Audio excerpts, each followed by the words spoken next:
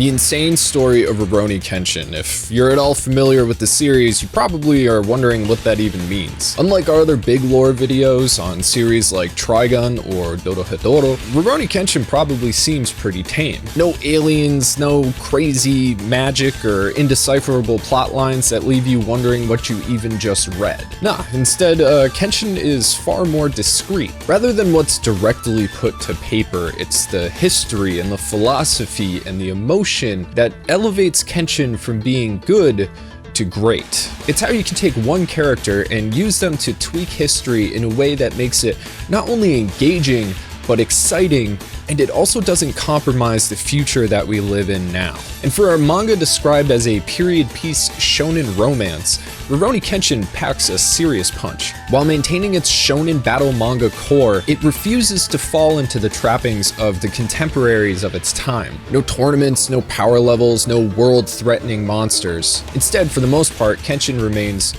mostly grounded. This is simply samurai, swordsmen, and Japan. And the series manages to stick to those roots for over 250 chapters without much compromise, which is something rarely seen within the genre. And yes, 250 chapters. This video is going to be sticking to the original run of the manga, a 28-volume series which started April 12th, 1994 and ended September 21st, 1999.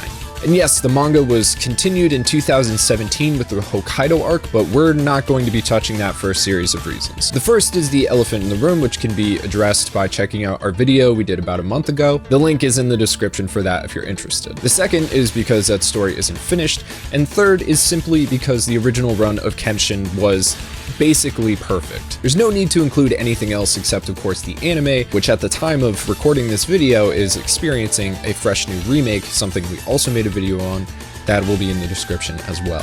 So if you are really ready to get into what makes Rurouni Kenshin so special, and I'm talking really get into it, I think it's time to begin. My name is Mike, this is Bonsai Pop, and this video is the insane story of Rurouni Kenshin. Let's do it.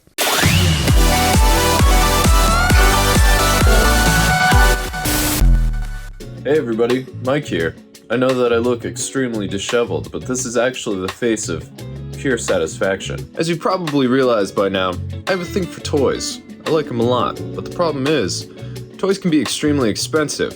Very expensive. So thankfully, this video is sponsored by Adam and Eve. Using our code BONSAI will get you one toy for 50% off plus free shipping. And if you're like me and you've gone shopping for toys before, you know how much 50% off can be sometimes. So if you too would like to be completely satisfied and hankering for a sandwich, check out adamandeve.com, use the code BONSAI, get yourself something real nice for 50% off, shipped to your house for free. So anyway, thanks for giving me your time. You guys go back to the video. I'm gonna go take a nap. AdamandEve.com. Use code BONSAI for 50% off one item plus free shipping in the US and Canada. Free rush processing and some exclusions apply.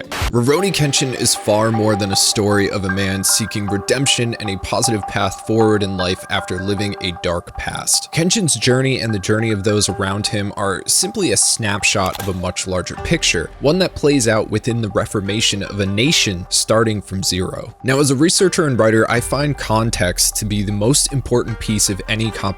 I believe that we can only understand where we are if we understand how we got there. This isn't just going to be the manga reiterated back to you. The insane story of Rurouni Kenshin is going to be just that. The whole, complete, insane story. We, as the reader, experience the time period in which Kenshin takes place through a microscope focusing on him and his friends. However, what we witness is simply a small piece of a much larger puzzle. The story takes place in the 11th year of Meiji, which probably doesn't mean a lot to most people. For the rest of the world, that'd be 1878. The setting is the newly dubbed city of Tokyo, Japan, previously Edo. And with that simple two-sentence paragraph, we get a look at what we're dealing with. First, you have the name naming convention of the year. While most of the world is living in 1878, Japan is living in the 11th year of Meiji. This notes a distinct separation between Japan and the ever-expanding Western nations. Each era is named for and started when a new emperor gains the throne. It's a calendar that is still used to this day. Right now, it's currently the 4th year of the Reiwa era. Second, it's only the 11th year of a new era, and the city of Edo has been renamed. Obviously, things are changing. And that's the crux of Rurouni Kenshin: change, and more importantly, growth. Moving away from the past into a brighter future, not just for the characters, but also for the country of Japan. But before there is the present, there was the past, and that's something we need to get into because it's really where this story begins. While on its own, Rurouni Kenshin is fantastic, but what elevates it to the next level is its context. Again, it's a period piece, and while it does a pretty good job explaining that period when and where it can, there's quite a bit you're expected to understand already, as this was made originally for a Japanese audience. But for those of us not native to Japan, we're only going to know its history if we directly studied it on purpose. Lucky for you, I have done just that a lot. So let's get into that context I've been talking about. It's important, and frankly, it's fascinating. The history of Japan is intense, storied, and extremely complex. It is a nation that has been divided and conquered over and over throughout the last 2,000 years by its own people. It wasn't until the Tokugawa shogunate, led by Tokugawa Ieyasu,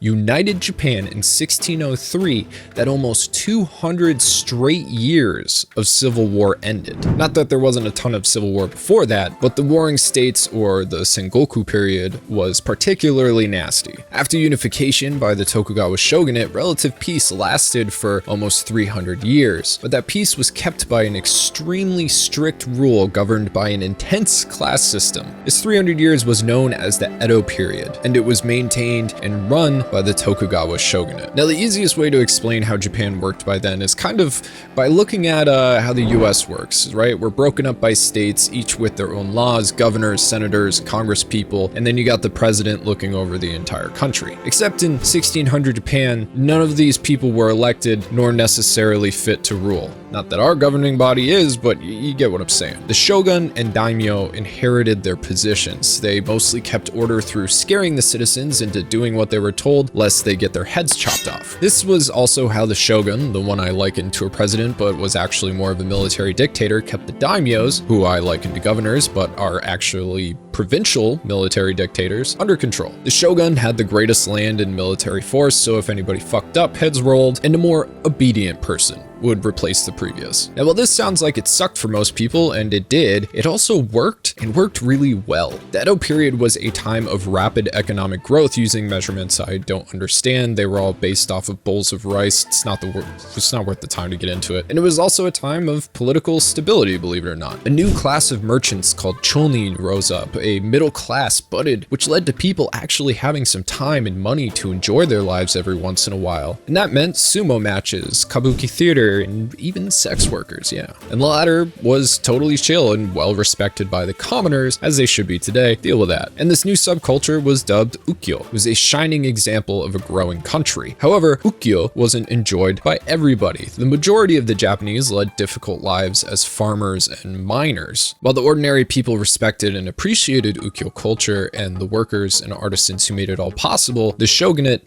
did not. So here's the Edo period food pyramid. Well, it's more like a diamond. We got the shogun up here and then the daimyo. Underneath that is this samurai class. They were generally lords of their own small bits of land and also inherited their positions. They swore allegiance to the local daimyo or the shogun himself. They were bodyguards, soldiers, and kind of cops. They were also known to abuse their power, especially in the Edo period where they didn't have a ton to do. Below them are the peasant farmers, which was the biggest class. So it's, obviously right in the middle, big fat guy. Now you think that the farmers would be the bottom of the barrel, but you see, farmers paid taxes, specifically rice tax, which again, rice was the standard currency. I don't really get it, don't worry about it. Also, farmers produce food, which is obviously important. But don't get it twisted, that rice was for the higher classes. The farmers ate barley, which nowadays is mostly used to feed animals, and millet, which is used in the West as birdseed. You can do a lot with both, but it's not like these people were living large or enjoying the fruits of their labor. Now, underneath beneath the farmers were the merchants and artisans. Unlike modern society, the shogunate looked down on artisans because they didn't benefit them unless they were making swords for their samurai or pottery that a daimyo deemed worthy to keep in their estate. These craftsmen were few and far between, and the rest of the artisans were put in the annoying category. While they produced goods, they did not produce food. Instead, they consumed it because they had cash, and because they didn't make food, they didn't pay the rice tax. Now, to the ruling class, merchants were even less appealing than artisans because they produced nothing that the shogun or daimyo could take or benefit from. They were deemed completely useless, a blight, and a resource hog on the nation. What's interesting is that both of these professions brought the class a lot of wealth but no status. The reason for this is because the shogunate was selfish and kind of stupid. Clearly, the merchants and artisans were driving the economy and enriching the culture of Japan. This, which, if you've ever played something like Civ, is one of the most important aspects of a thriving society. But because it didn't make the shogun more rich and powerful,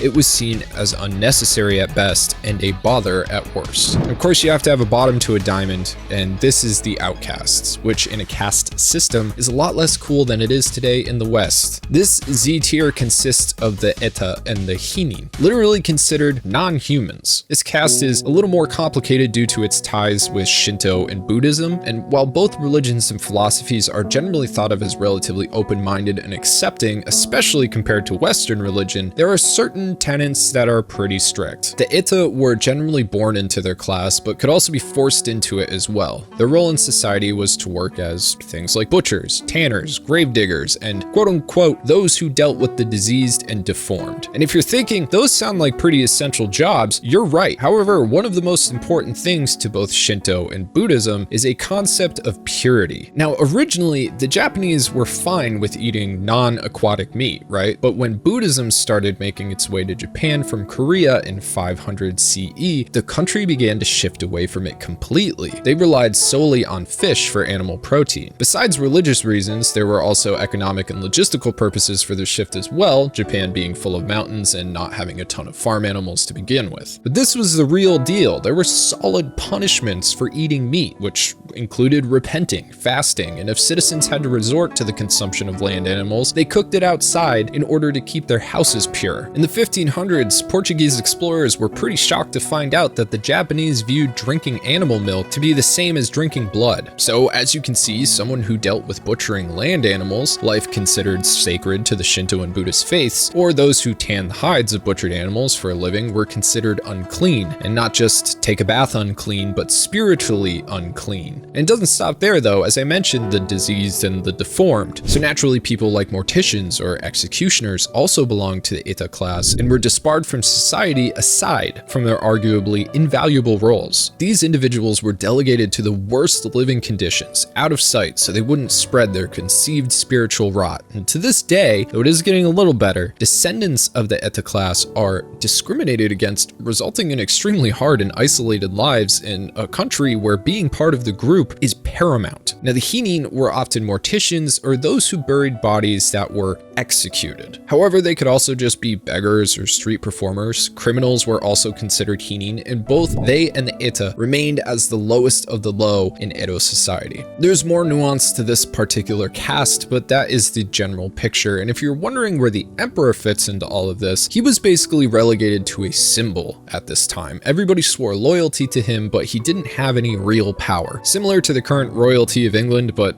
kind of less stupid, honestly. And down at the Z tier as well were the prostitutes. While respected by the commoners, they were deemed as trash by the government, despite often being employed by the government officials. And while this was the way the shogun considered the social hierarchy, merchants, artisans, and commoners designed their own personal hierarchies and status amongst themselves, a society within a society, if you will. Now, another super important part of the Edo era was the practice of Sakoku, or locked country. This is the isolationist policy everybody talks about when Japan comes up in conversation. For over 200 years, Japan strictly forbade almost all contact and trade with the outside world. This meant no one left the country and no Japanese citizens returned at the moment that edict was put into place. There were slight exceptions with only the Dutch and Chinese in Nagasaki, but besides that, Japan was on its own during the entire Edo period. Now, Sakoku had had benefits and drawbacks. The shogunate was able to maintain power without foreign intervention, and Japanese culture was able to grow and flourish completely independent from outside influence. It's why to this day Japan is such an interesting place due to its relatively untainted culture, and also why to this day Japan is still one of the most isolationist countries in the world. I honestly believe that Japan would have preferred to be left alone forever, and to this day some of that sentiment remains. Honestly, it's hard to blame them. Though from what I understand, the hardline nationalist political factions of modern Japan are super whack as much as, the Western neo-Nazis are. Regardless, while Edo Japan was doing its thing, the rest of the world was rapidly modernizing. Technology was growing more and more advanced, weapons were becoming deadlier and easier to use, travel was becoming quicker and more efficient, governments were becoming more sophisticated, the arts, the sciences, everything was leaving Japan behind, and the world was becoming a smaller place. See, while Japan was finally united in comparison to its past and thriving on its own, the Western world was enjoying stepping on the necks of what they considered lesser people, aka colonizing. They figured instead of dealing with annoying trading, tariffs, and costly labor, why not take what they wanted and make the natives work for free? At the same time, they could force the literal fear of God on the locals and colonize easier by destroying other nations' culture ahead of time. It was a pretty sweet deal, so they kept doing it, eventually leading them into Asia, which produced some swaggy stuff. Problem is, East Asia is kind of far away from Europe and especially America. Getting there was a pain in the ass by land, and traveling by sea took resupplying. However, Japan could have been used as a solid rest stop, trading hub, and a place to drop some hot Christianity, the latter being something the Tokugawa shogunate particularly hated. You see, in 1549, a dude named Francis Xavier decided it would be a cool idea to introduce Japan to Jesus. Let's party! Like most places, some people were kinda into it. Tokugawa Hidetada was not. In 1614, under his rule, Christianity was straight up banned. Not that the Japanese took too kindly to Christians beforehand, the persecution of them started in the late 1500s, which is a thing all on its own, lots of people died, very metal. However, this edict showed exactly how aware Japan was about cultural colonization. Banning Christianity was about social stability. Naturally, not giving a shit about any of that and thinking only about themselves, around 1800, America started, frankly, harassing Japan. After 50 years of being turned away, despite being as rude as possible, America had had enough. In a spectacularly douchey fashion, on July 8th, 1853, Commodore Matthew Perry showed up in Edo, which is currently Tokyo today, with a couple of the biggest and baddest ships in the American Navy. He barged past the Japanese lines, aimed his 73 cannons at Udagata, and proceeded to fire blank shots from all of them. He demanded to meet with the shogun, who was actually sick and dying at the time, and refused to come out of his cabin until it happened. He sent out patrol boats to harass the coast and sent a letter saying that if anyone attacked his troops, he would blow Japan away. Eventually, the shogunate cowed and let Perry on shore in Kurihama, where he did a 13-gun salute and had a band play Hail Columbia. He delivered President Fillmore's letter to the delegates and told them he'd be back. Douchey and embarrassing as it was, as well as some solid foreshadowing of future Japanese-American relations, Perry's mission was a success. However, the Japanese were far from stupid and backwards like the colonial powers assumed they were. Japan was scared completely shitless, which was very smart. In one single display from the douche troops, they realized that if any colonial power got a wild hair, Japan was doomed. As they were, they had no way to defend themselves. The supposed all-powerful samurai were a joke compared to the sheer firepower of modern weaponry. Their walls would not stop explosive shells, let alone hundreds of them. They could not outmaneuver, outman, or overpower anyone who threatened their nation. Things had to change, and they had to change immediately. The funny thing about change, though, is that a lot of people don't like it. Look at the geriatric American government, for instance, opting to move backwards instead of forwards. Too much nostalgia for segregation and women not being able to vote. If things changed and progressed, how would these people maintain their power? The answer is they don't. The panic and indecision regarding Japan's weakness caused a rift throughout the entire country. At the same time, everything went to shit. Uncontrolled foreign trade caused the economy to collapse. Japan lost most of its gold.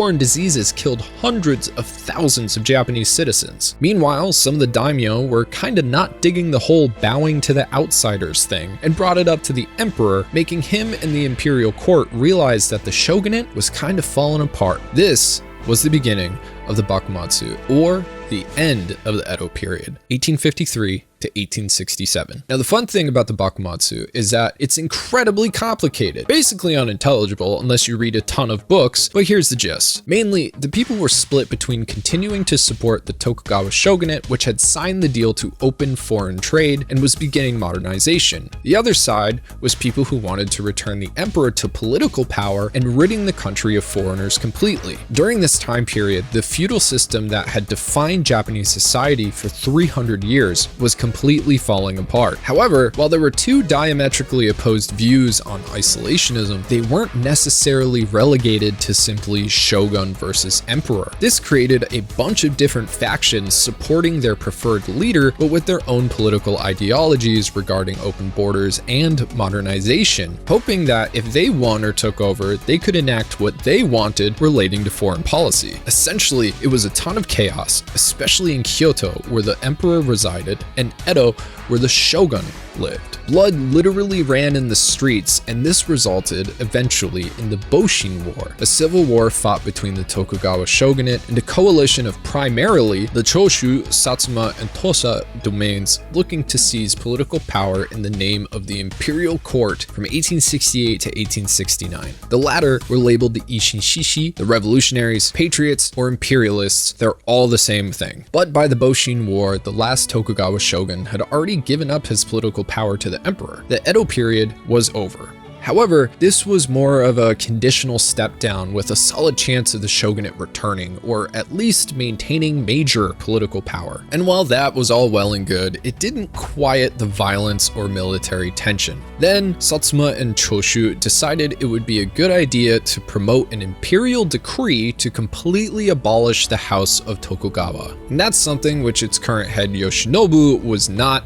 about. So war broke out in Kyoto, where the imperial family had resided for over 1,000 years. Now, while the imperialist side was outnumbered 3-1 and the shogun army was backed by the Shinsengumi, the revolutionaries had ironically modernized their military with solid firearms, including a few Gatling guns, and those led to their victory. The imperialists then marched on Edo, the city of the Tokugawa shogunate, eventually surrounding it and winning an unconditional defeat. After that, there would continue to be battles for a while until the shogunate forces were completely wiped out, but in the end, Emperor Meiji seized full power and moved the imperial court to Edo, renaming it Tokyo and ushering in the Meiji era, or the Meiji Restoration. And here, things get a little more funky. Originally, the supporters of the imperial faction were out to abolish the foreigners and reject modernization, but instead, the imperial government embraced the open borders and sped up the modernization that had already begun in the later years of the Bakumatsu under Tokugawa's lead. Then, the new Meiji government, after all of this warfare, dissolved the samurai class completely, even making it illegal for normal citizens to carry swords in public in 1876. After hundreds of years, families that had enjoyed power, status, and prestige found themselves at the same level as everybody else. Some profited, some became destitute. At the same time, the Meiji government whittled away at the power of the daimyo, slowly removing their military and political influence, changing their domains to provinces, and appointing them actual governors. As for the warriors on either side of the conflict, many were given high status positions in the new government, some after being jailed for a while. Rebellions were put down by the new national army, which actually weakened that army. But foreign relations were fixed, and the people of Japan began looking to a future where they could live in peace and have a chance at success. Even the class of the Eta and Hinin were officially abolished, though as I stated earlier, it didn't really help. But for the rest of what happens in Japan from then to now, or at least a little of it, see that video I said we linked in the description. Regardless, 9 years after all of this and the Boshin War, in the 11th year of Meiji, a small Rurouni with red hair and a cross-shaped scar on his face walked into Tokyo, openly carrying a sword.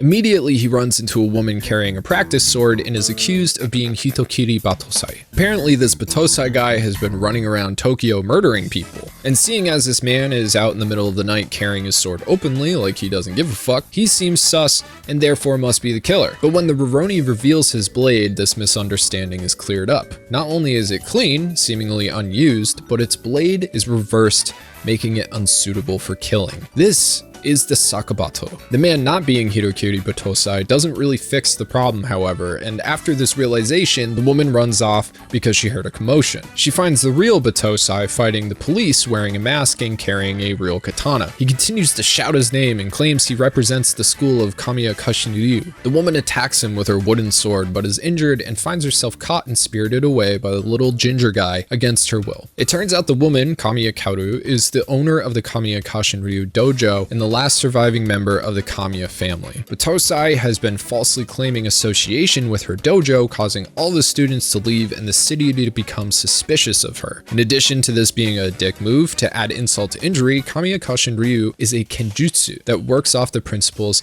of Katsujin Ken, aka the art of swords that give life. It was a style developed by Kaoru's father, who survived the turbulence of the Bakumatsu. After witnessing the violence and upheaval, the man created this style of kenjutsu to create swordsmen for an era of peace, to protect others instead of fighting wars. It is a rejection of Sashujin Ken, and seems like the Rurouni likes this idea. As Kaoru is being stitched up by a man living at the dojo, the Rurouni does what he does best and wanders off. While seemingly aloof, it's relatively apparent that the name Hitokiri Battousai bothers him, as he says, quote, "Even now, in the Meiji era, the name of Hitokiri Battousai strikes fear." Now, after running into Kaoru the next day and hearing that the man claiming to be Battousai may be hiding in a dojo outside of town, this Rurouni goes to check it out. And at the same time, Kamiya Kashin Ryu dojo is attacked. It's revealed that the big dude calling himself Battousai was a fake, and the man living with and taking care of Kaoru was working with him because they're brothers and are trying to steal the dojo. And all of a sudden the Rurouni shows up before Kaoru gets cut up. The big dude asks if this newcomer is going to spout some crap about swords that give life, to which the Rurouni replies, "A sword is a weapon. Whatever pretty names you give it, swordsmanship is a way to kill. She speaks as one who has never bloodied her hands." Kaoru Dono maintains a sweet lie, but in the face of such awful truth, the naive lie she tells is so much better. If this one had a wish, it would only be that her lie would become the truth of this world. Then boom, bam, the Rurouni's eyes sharpen and everybody starts getting their asses kicked. He's too fast to see. All the bad dudes go flying. But before taking out the fake, the Rurouni stops to drop some hot sauce, saying Hitokiri Battousai doesn't use Kamiya Kashin Ryu, but an ancient style of the Sengoku era that pits one against many, Hiten Mitsurugi Ryu. Oh shit, turns out this Rurouni was Hitokiri Battousai the whole time. After proceeding to kick the rest of the ass, he turns to leave, but for whatever reason, Kaoru invites him to stay and asks him to help out with the dojo, which he agrees to do. He finally gives her his name, Rurouni Kenshin. So there's a lot going on here in this first chapter that could use some explanation, right? What is a Rurouni? What is a Hitokiri? What is a Battousai? And obviously, you care, but you wouldn't still be here. So let me tell you. The first one is easy. Rurouni is nothing. Watsuki made it up. I don't know if it's a play on words. The Japanese love that stuff, but I couldn't find any proof. However, a Rurouni is essentially the exact same thing as a Ronin, which is a masterless samurai. No idea why Watsuki made this choice, but it was really good for SEO on his end. Thinking ahead, good job. Now, most people would think that the real Japanese Ronin were common or cool, you know, like the lone wolf heroes, going with the wind and fighting for his dreams. In reality, being a Ronin was a huge mark of shame. Being a samurai meant swearing complete fealty to a master, usually a daimyo or a shogun. Losing that master means you failed, in which case you were expected to kill yourself. That's how honor worked in Japan, and there's still shadows of that ideal hanging around the country today. So if you messed up so bad your master got killed, that's one thing, but if you then didn't follow him to the grave, that's two big bad no-nos. Being a Ronin basically meant that not only were you a failure, but you were also a bad person with no honor. The traveling or wandering aspect probably came from constantly having to avoid other samurai looking for your ass to put you in the ground. Not only that, but we now know that people who didn't contribute tax taxable goods were pretty worthless in the eyes of the government up until the Meiji era. However, during the Edo period specifically, there were laws that heavily increased the Ronin population, like not being able to get a new master without the previous master's permission, which is hard to do if they're dead, not being able to marry between classes, and generally not legally being allowed to do anything other than being a samurai if you are a samurai. So with no master and no other options, you became a Ronin and almost inevitably a mercenary. A large portion of both the Isshin Shishi and the shogunate forces during the Bakumatsu were Ronin. So Kenshin is basically a Ronin, though he was never a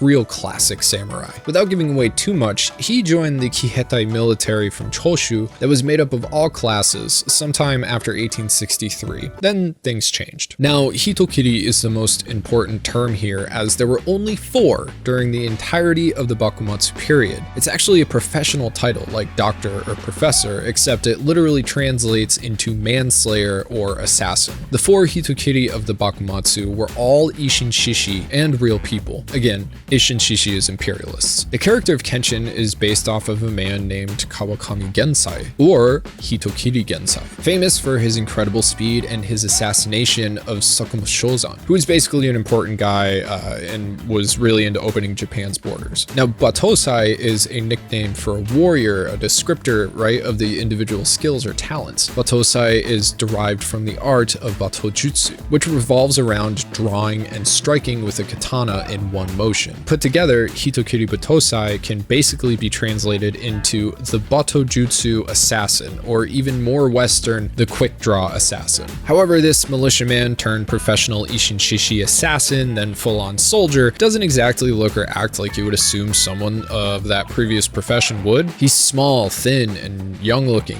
Even Watsuki described him as being very feminine. Kenshin has a kind personality and goes out of his way to help people. He even has a sword designed specifically not to kill, though to be honest, I really wouldn't like to get hit with the blunt side of a katana. I'm sure that would hurt extremely bad. Now in chapter 3, we see Kenshin get pickpocketed by a kid named Yahiko, but Kenshin tries to just give him his purse after the boy gets caught. And that's the kind of guy Kenshin is. Unfortunately, that's the crux of the issue. Japan doesn't want a Kenshin. Japan wants Hitokiri Battousai. In chapter 2, we find Kenshin in an altercation with Tokyo's sword police. It was a special battalion of cops that were allowed to carry blades in public. Thanks to Kenshin's nature as an assassin, they only know the name Battousai. So when the sword police show up and start threatening Kaoru and the citizens in order to provoke Kenshin into drawing the Sakabato, they have no idea who they're messing with. This happens a lot. However, one man does, and he's been looking for Kenshin, Yamagata Arimoto. This guy was the general of the Kihetai Kenshin fought with and is now general of Japan's ground troops. He mentions how despite killing a literal fuck ton of people, Kenshin never did it in self-interest. He only did it for the emperor and the new era. For 10 years, the man's been trying to find Kenshin to bring him back into the fold. However, the Rurouni refuses. This starts a small argument, and Yamagata tells Kenshin that he bears no responsibility for his role as a Hitokiri, and that anyone who would say otherwise, he would silence with his authority. Kenshin replies back that it was to bring an era of peace that they fought and killed, not to win positions. That if that's forgotten, then they weren't revolutionaries at all. Feeling insulted, Yamagata tells Kenshin that it's now an age of law and that he'll accomplish nothing with a sword. But to this, Kenshin says that with a sword, the people in his sight can at least be protected. So right from the get-go, we get a solid thematic through line all the way to the end. Kenshin joined the revolutionaries to bring about a new era in which people could find happiness and live in peace. In order to do so, he became a Hitokiri and killed a lot of dudes. According to Yamagata, without Kenshin, it's likely the Isshin Shishi would have failed. However, after the goal of starting the Meiji era was accomplished, Kenshin went out to wander and vowed never to kill again. Clearly, killing was something he felt he had to do in that situation, but it was obviously something he didn't like to do, or ever want to do again. But unfortunately, things aren't so simple. Just because a war is declared to be over doesn't mean the fighting has stopped. Just because the battles aren't massive and require armies doesn't mean that they aren't happening. In many ways, the aftermath of a large-scale conflict is far worse than the conflict itself, as people find themselves in advantageous positions fighting over every scrap of power they can get their grimy hands on. Kenshin was a weapon, not an authority. He truly wanted peace. So while the majority of his contemporaries took up positions in government and law enforcement, he chose to live the smallest and most simple life he could. He wants to use the skills he has to affect his immediate surroundings, the people he can see. But weapons bring power, so those looking for more power will find themselves desiring stronger weapons. In Japan, there is no stronger weapon than Hitokiri Battousai. Anyway, back to chapter 3 and the little pickpocket Yahiko. Despite Kenshin willingly handing over his purse, this kid takes it as an insult to his pride as the son or orphan of a samurai. Despite him being a little prick, Kenshin seems to see something in the kid and rescues him from the Yakuza, which he's become an unwilling pawn of. Yahiko ends up living at the dojo and begrudgingly learning Kenjutsu from Kaoru as her first and only student of the series. And that might be because her old students caused a gang to show up at the dojo and blow a hole in it with a cannon. It's hard to say. And that's gonna happen a lot. It's never said exactly how Kaoru manages to fix her dojo like 500 times, but I don't know, maybe she's got some money hiding. For now though, Yahiko is more of a comedic character for levity, mostly existing to complain and call Kaoru ugly. More importantly is the 4th addition to Team Kenshin, Sagara Sanosuke. Now Sanosuke is a cool dude, right? Tall, wiry, anime hair, lots of bandages, wears a coat that says evil on the back. He considers himself a fight merchant, which is kind of a weird concept that isn't well explained and disappears pretty quick. Essentially, he sells himself like a mercenary, but charges based on how much he enjoyed the fight afterwards. Knowing him, if the fight sucks, he probably charges more, I guess? Whatever. He gets involved with Kenshin when he realizes he's in the presence of Hitokiri Battousai. You see, Sano hates the revolutionaries, believing them all to be hypocrites. In his eyes, they claim to be fighting for justice only to make a Japan that benefited themselves while lying about equality. And he's extra excited to defeat Battousai, the quote, greatest of all revolutionaries, as a job. Sano also carries a sword called a Zanbato that makes Guts' hunk of iron look like a toothpick. But Kenshin breaks it almost immediately because it's kind of a dumb weapon to begin with. Apparently it was created before the Sengoku period and was designed to take a rider right off of their horse. That said, when I was a kid, I distinctly remember seeing the Zanbato and thinking it was like the coolest thing. I could have sworn Sanosuke had it through the entire show for some reason, but he absolutely does not. Honestly though, Sanosuke is no slouch. He's not just insanely strong, but he's also insanely tough. So much so that he's never even thought about defense, more on that later, but instead he just takes his hits head on, including Kenshin's, making him the first to ever take some of the Battousai's attacks and keep going. And as for the deep-seated reason that Sano hates the revolutionaries, it's because he was once a member of the Sekihotai. The Sekihotai was an army militia group of political extremists fighting on the side of the Ishinshishi, the revolutionaries during the Boshin War. They were imperially sanctioned, and while they traveled, they spread news of the upcoming imperial regime's sweet-ass tax cuts. However, those tax cuts were a lie fed to everyone to make it seem like the Meiji era was going to be way cooler than it was. In order to cover their asses as this lie spread, the imperial government used the Sekihotai as scapegoats, calling them liars who deliberately disseminated false information to the public. They were labeled a false army. The 2nd and 3rd units of the Sekihotai returned to Kyoto, but the 1st marched on until they were all arrested and eventually decapitated by the government they were fighting for. Sanosuke escaped this fate, but his idol, friend, and captain Sagara did not. Needless to say, Sanosuke has a pretty legitimate bone to pick with the new regime. However, he picked it with the wrong guy and got his ass beat pretty hard. After Sano admits defeat, Kenshin explains that, to him, the revolution isn't over, that while the fighting has stopped, people who desire a better world still find themselves trapped in one where the weak are exploited. For this, Kenshin does what he can to offer them his aid, and this gives Sanosuke a profound respect for the man. And the two complement each other perfectly. While they're complete opposites, Kenshin and Sanosuke trust each other completely. Despite Kenshin doing his utmost not to fight and Sano living for it, they understand each other and work together as a unit. So the opening chapters of Rurouni are about as perfect as it gets. The characters, themes, and motivations are displayed clearly without being shoved down your throat. Each character is well defined and has their own unique goals for the future, and just as the reader thinks things are going to be a chill baddie of the week story, we meet Udo Jin-E. While Team Kenshin are chilling, which usually means eating at a restaurant, Kenshin is summoned to a politician's house to help track down a serial killer going by the name Kurogasa. This politician is a fat, mean man named Tani, previously an Ishinshishi warrior during the Bakumatsu, who is now drunk on the power he claimed in the new era. Jin-E is after his head because, like Kenshin, Jin-E used to be a Hitokiri. However, Jin-E was a Shinsengumi, Hitokiri, so we should probably talk about them. Now, you've heard me mention the Ishinshishi revolutionaries, the patriots, and the imperialists. Again, they are all the same thing, the faction whose goal was to restore the emperor to political power and get rid of the shogunate, and originally to abolish the foreigners. Now, the shogunate forces were just that. However, within that faction was the Shinsengumi. These guys were the elite of the elite swordsmen fighting for the shogun, but despite that elite status, these men were commoners and low-ranking samurai. Their main goal was to defend the shogunate representatives in Kyoto during the Bakumatsu, which they did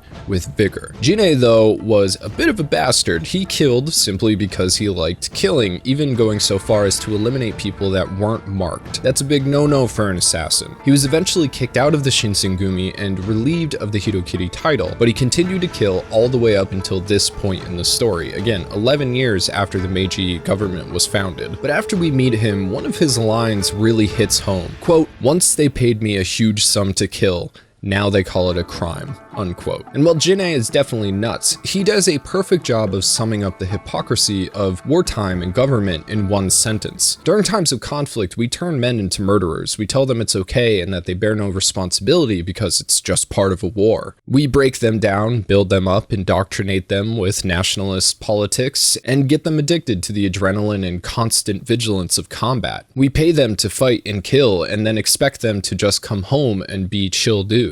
And while there are soldiers who don't want or like to kill, there are those who relish it. They want to go back. They want to do tour after tour because they simply can't come home. They can't go back to civilian life. Jin-E is obviously an exaggeration of that point, but the point was made. Eventually, he captures Kaoru and lures Kenshin into a death match, and when Kenshin shows up, Jin-E uses his superpower of instant hypnosis, cause he has that, I guess, to influence Kaoru into forgetting how to breathe in order to draw out Kenshin's wrath and revert him into his former Hitokiri self. And this is something we're gonna see a lot. Though for the purposes of this fight, it works very well, especially being so early in. Jin-E, again, without it being stated, is addicted to the thrill of fighting for his life. However, he is so skilled at murder at this point that there's basically no one left to give him what he needs to fill that addiction. Finding Hitokiri Battousai was a personal mission to get his fix, but what he found instead was Kenshin Himura, a humble Rurouni who swore off killing and avoids fighting at all costs. Not great for Jin-E. So to back up a little bit, it's been stated in the manga by this point that Kenshin is 28 years old. It's been 9 years since the end of the Boshin War, which was the last year of the conflict in the Bakumatsu, and in that war, Kenshin fought as a normal soldier. The start of the Boshin War was about 11 years before this current time period, which would have made Kenshin 17 at the start of that war. He served as a Hitokiri before that, making him as young as 15 when he began killing. This act is something that was burned into his brain before it was fully developed. The anger and the aggression and tension, it's not something that can be so easily forgotten or turned off. Killing is a reflex for him. His sword may be reversed, but it still has a blade. It's like people who quit smoking but still carry around a pack of butts no matter what. All you gotta do is get them real drunk and they'll pull out a smoke. And this is basically Jin-E's idea. Capture the one thing Kenshin is perceived to care about, put her life in immediate risk, and force out Kenshin's natural reaction to rage. This is how Jin-E will get his ultimate death battle. Now, his hypnosis, or Shin no Ippo, isn't all powerful. Someone with enough willpower can break through it, but that willpower has to match or overcome Jin-E's. Therefore, Kenshin is immune, but Kaoru is totally screwed. So as the two begin to fight, Kenshin slowly loses control and begins actually talking about killing Jin-E, as Kaoru is forced to helplessly look on. This is also the first time we get to see the Bato Jutsu. Again, a sword style that's based on drawing and striking in one motion. We now call it Iaido. The Sakabato, being a reverse blade, however, slows the unsheathing of the sword. So Jin-E believes that he can beat the speed of the attack, but that's when Ken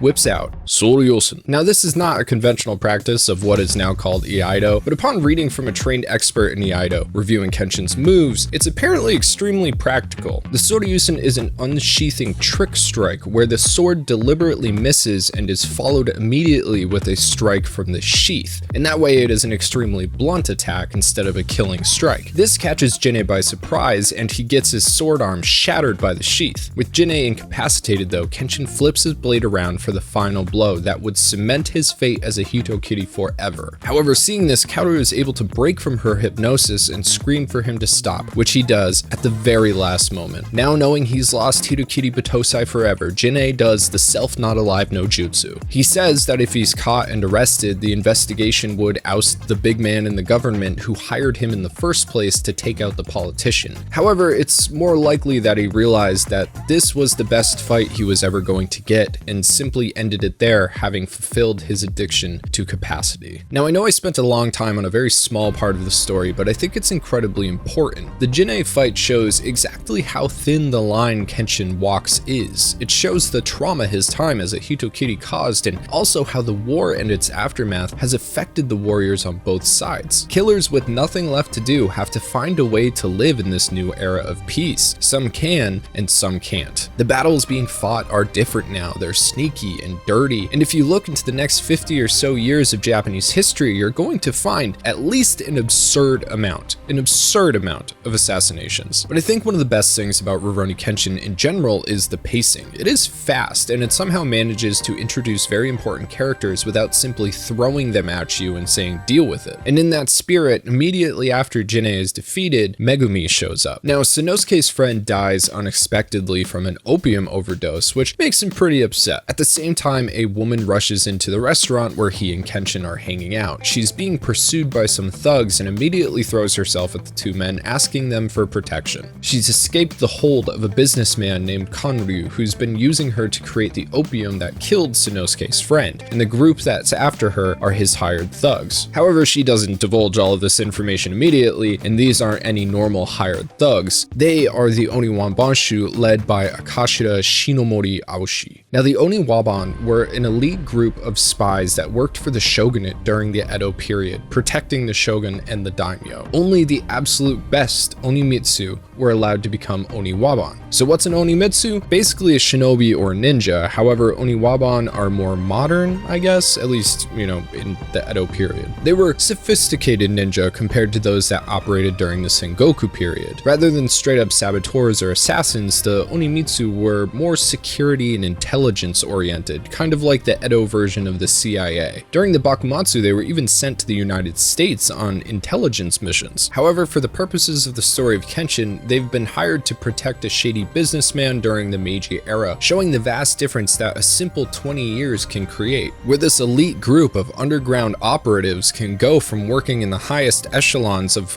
the national government to basically being bodyguards for a drug dealer. But after everything is exposed, realizing exactly the position that Megumi is in, Kenshin decides that there's no way the team can abandon her, even if she and Kaoru don't get along and Sanosuke is salty about the opium thing. And of course, this puts Team Kenshin directly up against the active Oniwabanshu, and we finally get a taste of some of the more nutsy characters to come. After it becomes clear that Megumi is not going to be coming back without a fight, the dojo is quickly attacked by 3 Oniwaban, a tiny one that shoots little darts named Beshimi, a tall gangly one with a mask that looks like Yoshimitsu from Tekken named Hanya, and a giant fat dude with beaver teeth named Hyotoko. The latter's goofy teeth are actually made of flint, and he has a giant bag of gasoline in his stomach with a tube in his throat he uses to breathe fire, something we learn when he burns the shit out of Sanosuke. Honestly, I don't really know how reliable this guy could be, seeing as he's basically always huffing gasoline and he's about 5 feet too tall for any undercover work, but regardless, Sanosuke eventually beats his ass, which tweaks out the little one who decides to just take Megumi out with a poison dart. Seeing this coming though, Yahiko, yes, Yahiko is actually in the picture now, and he's doing a little bit of fighting, dives in front of Megumi and takes the hit. And after scaring the little cheap shot ninja into unconsciousness and getting socked by the Yoshimitsu looking guy, Kenshin and the rest are left to figure out how to save the poisoned Yahiko. But it turns out that on top of being Japan's Walter White, Megumi is actually an amazing doctor. Thanks to her knowledge and quick thinking, Yahiko is saved. You see, Megumi is the daughter granddaughter of the Takani family from Aizu, which is currently Fukushima Prefecture. Her entire clan had studied medicine for generations, women included. They saw all patients regardless of class, earning them the ire of the samurai, who were generally the lowest class to receive professional medical attention. Megumi's father Ryusei was particularly devout in this conviction. He proceeded to travel to Nagasaki to learn European medicine from the Dutch after seeing how advanced and effective it could be. So on top of being hated by the samurai, this also put him at odds with the abolitionists who desperately wanted all foreigners and their taint out of Japan forever. Not only was this modernization, but fraternization with outsiders. Simply leaving a prefecture at this time was a major risk due to the turmoil of the Bakumatsu. And after all of this effort, Ryusei died after being pardoned for this crime during the Aizu War, which came after the Boshin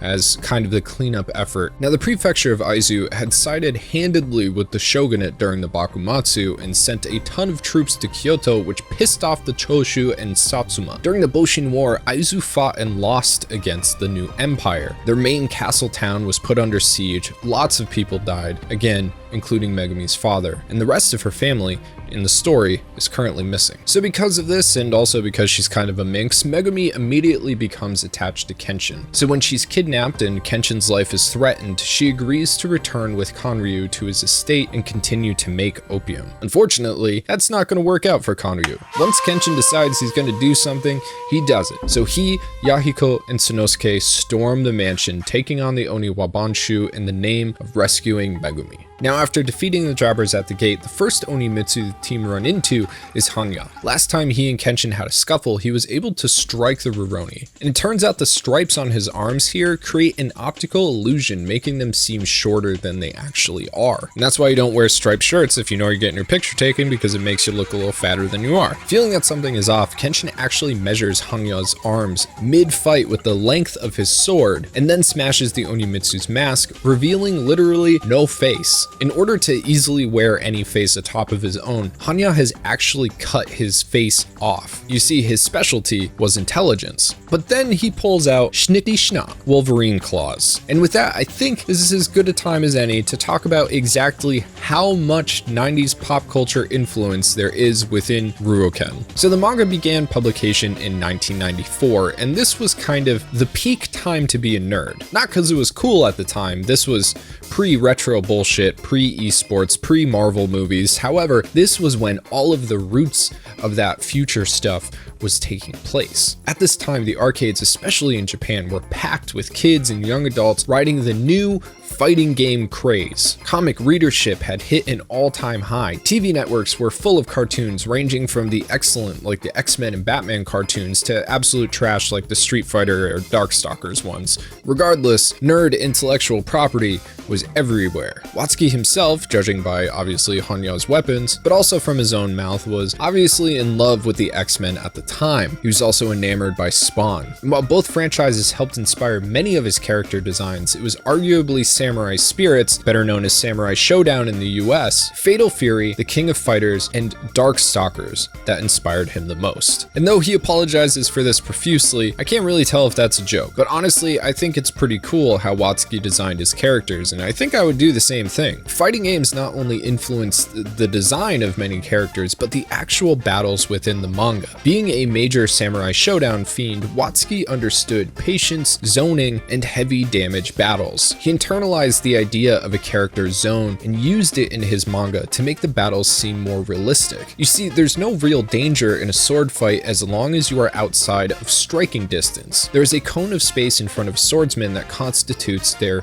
zone. It's anywhere their sword can strike or parry without them having to take a step. Entering another swordsman's zone is taking a major risk, but one or both must do it to end a duel. It's the exact same thing with fighting games. Even characters with projectiles aren't going to be able to cause enough damage against an opponent without getting in their zone and taking a risk. Now, when translated into a manga, this ramps up the intensity of fights without having to draw them out for chapters and chapters. Bladed weapons generally incapacitate quickly, even if it isn't a death blow. That being said, Kenshin gets cut and stabbed like 1,000 times and is totally fine, so take that with a grain of salt. But if you had any common sense or have played something like Bushido Blade for the PS1, you realize how quickly a sword sword duel can be over. And because of that, it allows the story to continue on quickly without having to read a 20 chapter battle with the same two characters upping their power levels and screaming a lot. As I stated in the beginning, while firmly remaining a shonen manga, Kenshin refuses to fall into any of the trappings of its genre. Except characters on the sidelines explaining what's going on. That happens. So anyway, back to the action. This is basically how things are going to work with Kenshin as far as major arcs go. There's one big bad guy, a reason to bring him to justice, and then a bunch of people in the way that need to get whacked with the backside of a katana. That said, Kenshin is a character-driven manga rather than an action-driven one. More important than the whacking is who needs to be whacked and why. In this case, the whacking is mostly happening because of the Oniwabanshu's sense of honor and dedication to their Okashira Aoshi, who is the final boss of this arc, more or less. So after Kenshin defeats Hanya, the next Oniwabanshu to step up is a guy named Shikijo, and he is literally a roided out muscle guy with a big ball and chain. He was originally an Onimitsu for the Ishin Shishi, but was defeated by Aoshi when Aoshi was only 13, and instead of killing Shikijo, the Okashira offered him a place in the Oniwabanshu and some special medicines to make him even stronger. So now he owes Aoshi his life. So naturally he and the other muscle brain Sanosuke go head to head in this fight with Sano as the winner. He then lectures Shikijo on how Kenshin never fights for himself and how the Oniwabanshu has lowered themselves to protect a businessman, and then knocks the guy out. Done and done. Meanwhile, Kenshin, Yahiko, and Aoshi have squared up. Of course, Yahiko gets pushed to the side, but not before he and Kenshin realize that Aoshi isn't using a katana or a wakizashi. Instead, he is wielding a kodachi. Generally, the wakizashi is a companion sword to the katana. You're often going to see images of samurai with two swords. One of them is usually a wakizashi. They're typically shorter than a katana, but are custom made to the wielder's height. A kodachi, however, is always a set length. It is too short to be a sword, but too long to be a dagger. In the manga, Aoshi calls it the defensive blade or shield sword because of its sturdiness and ease of use. Now in the real world, apparently not a lot is known about the specific use of the kodachi. However, while researching for this video, I came across some kendo videos. In one, there was a practitioner of a two-sword style who used a small sword and a katana, one in each hand. The kendo master who was against him had an extremely difficult time dealing with this opponent and lost almost every round. Regardless, I digress. It turns out that Aoshi and the rest really aren't concerned with Kanryu or his business. Instead, Aoshi has a chip on his shoulder about the end of the war. You see, the last Tokugawa shogun, Yoshinobu, fled Osaka to Edo Castle. However, the people he put in charge there gave it up without a fight. This was the unconditional surrender I talked about before, meaning that the Oniwabanshu never saw combat during the conflict of Edo. Aoshi believes that if they had, they single-handedly would have won that war. In order to prove that that would have been possible, he now wants to kill the strongest Ishin Shishi of all time, namely Kenshin. So they do the fighting. Aoshi seems to have the upper hand. He's super fast. The Hiten Mitsurugi Ryu moves have little effect. Aoshi starts using Shadow Step, moving too fast to be seen and leaving after image. Kenshin tricks Aoshi by gripping his blade above the hilt to shorten it, despite the blade digging into his palm. Then, just as all seems lost, Kenshin performs the blade catch and slams the Sakabato's Kashira into Aoshi's throat, ending the fight. Once again asking why Aoshi is doing what he's doing, despite not caring about Kanryu, the man explains that he simply couldn't abandon his men. Because of his skills, after the war he had many offerings for advanced positions of power, but these offers were only for him, not his friends. Most of the Oniwabanshu were able to find a new way of life in the new era, but the individuals we've seen with Aoshi could not. We've already seen how the Japanese treated people who were deformed. It's very unlikely that Hanya would have been able to do anything in the country, other than continue his life as an Onimitsu, of course. And for them, Aoshi wanted to prove the group's strength, as they lived to fight, but were of course barred from it. And this is exactly when Kanryu rolls out his shiny, new Gatling gun. Apparently, he's also in the weapons trading business and got his hands on some state-of-the-art military-grade guns. He opens fire on the two swordsmen and Aoshi is hit in the legs. Hearing the commotion, all the combatants run upstairs. To save their Okashira, all of the Oniwabanshu sacrifice themselves to allow Kenshin the space to bash Kanryu's face in, which of course he does. However, it is already too late. Besides Team Kenshin and Aoshi, everybody else is dead. Megumi is saved, but is devastated devastated by her harmful use of medicine and the deaths her opium has caused. She's convinced by Kenshin, though, to move on and make up for her misdeeds, rather than end her own life. The cops later arrive at the scene, but find only 4 bodies missing their heads. Aoshi evacuates, but his final words to Kenshin are a pledge to hound him until he can achieve victory and prove his strength. He's later seen in the forest, having buried the heads of his friends. After the end of the arc, we get some character development for Yahiko, but it's not a big deal. Most important in that section is being introduced to Tsubame, who works at Team Kenshin's favorite restaurant, the beef bowl shop Akebeko. Remember, like I said before, by the Meiji era, eating meat was fine. Tsubame is Yakiho's age and will show up later, as well as Akebeko the restaurant. Megumi takes up medical practice in Edo, and things are pretty chill for a bit. Next, we meet this guy named Raijuta, who shows up for a bit. His whole jam is wanting to make swords great again by destroying all the dojos and killing a bunch of dudes. He's also tricked some rich guy into housing him on the pretense that he's going to train the man's kid. Of course, the rich dude's son is enamored by the super strong Raijuta and wants to be exactly like him. But it turns out that Raijuta's kind of a dick. When the conflict comes to a head, he ends up cutting the kid, which ruins his ability to even hold a sword for the rest of his life. Kenshin, of course, proceeds to pwn him so bad he gives up the sword forever, having completely lost his confidence. We do, however, get to see Kenshin's one projectile move, which is shooting his sword out of its sheath and striking with the Kashida from a distance. This isn't a substantial mini arc, we never see the kid who got cut again, but I wanted to point out that Raijuta's design is based off of Sabretooth from the X-Men. Moving on, Sanosuke gets a little arc afterwards where he reunites with another survivor from the Sekihotai named Tsukioka Sunan. The guy has been living as an artist, but behind the scenes he's been planning to blow up some government buildings because he makes sweet bombs and wants revenge. Kenshin and Sanosuke secretly ruin his plans and give him a life lesson. Afterwards, Tsukioka seems to disappear. Next, we are finally introduced to Saito Hajime, the last majorly important character in the series, and by this time, we're at volume 7 of the manga. Saito Hajime was the captain of the 3rd Shinsengumi unit, a fearsome swordsman, and one of the only characters in the manga you can Google and get an article from somewhere other than Wiki Fandom. While many characters in Rurouni tend to either be inspired by or directly ripped from history, Saito seems to be the one character most like the real man. We're introduced to him through a small flashback in which we get to see his original meeting with Kenshin on the battlefield. It's something that's very well done in the new anime. While it's not known whether the real Saito Hajime and Kenshin's inspiration Hitokiri Gensai ever crossed blades or not, this exchange apparently took place during the Battle of Toba Fushimi, of course during the Boshin War. This is the conflict I mentioned earlier where the Isshin Shishi were outnumbered 3-1 but came out victorious due to their modern weaponry. And if you haven't gathered this yet, the Bakumatsu of course was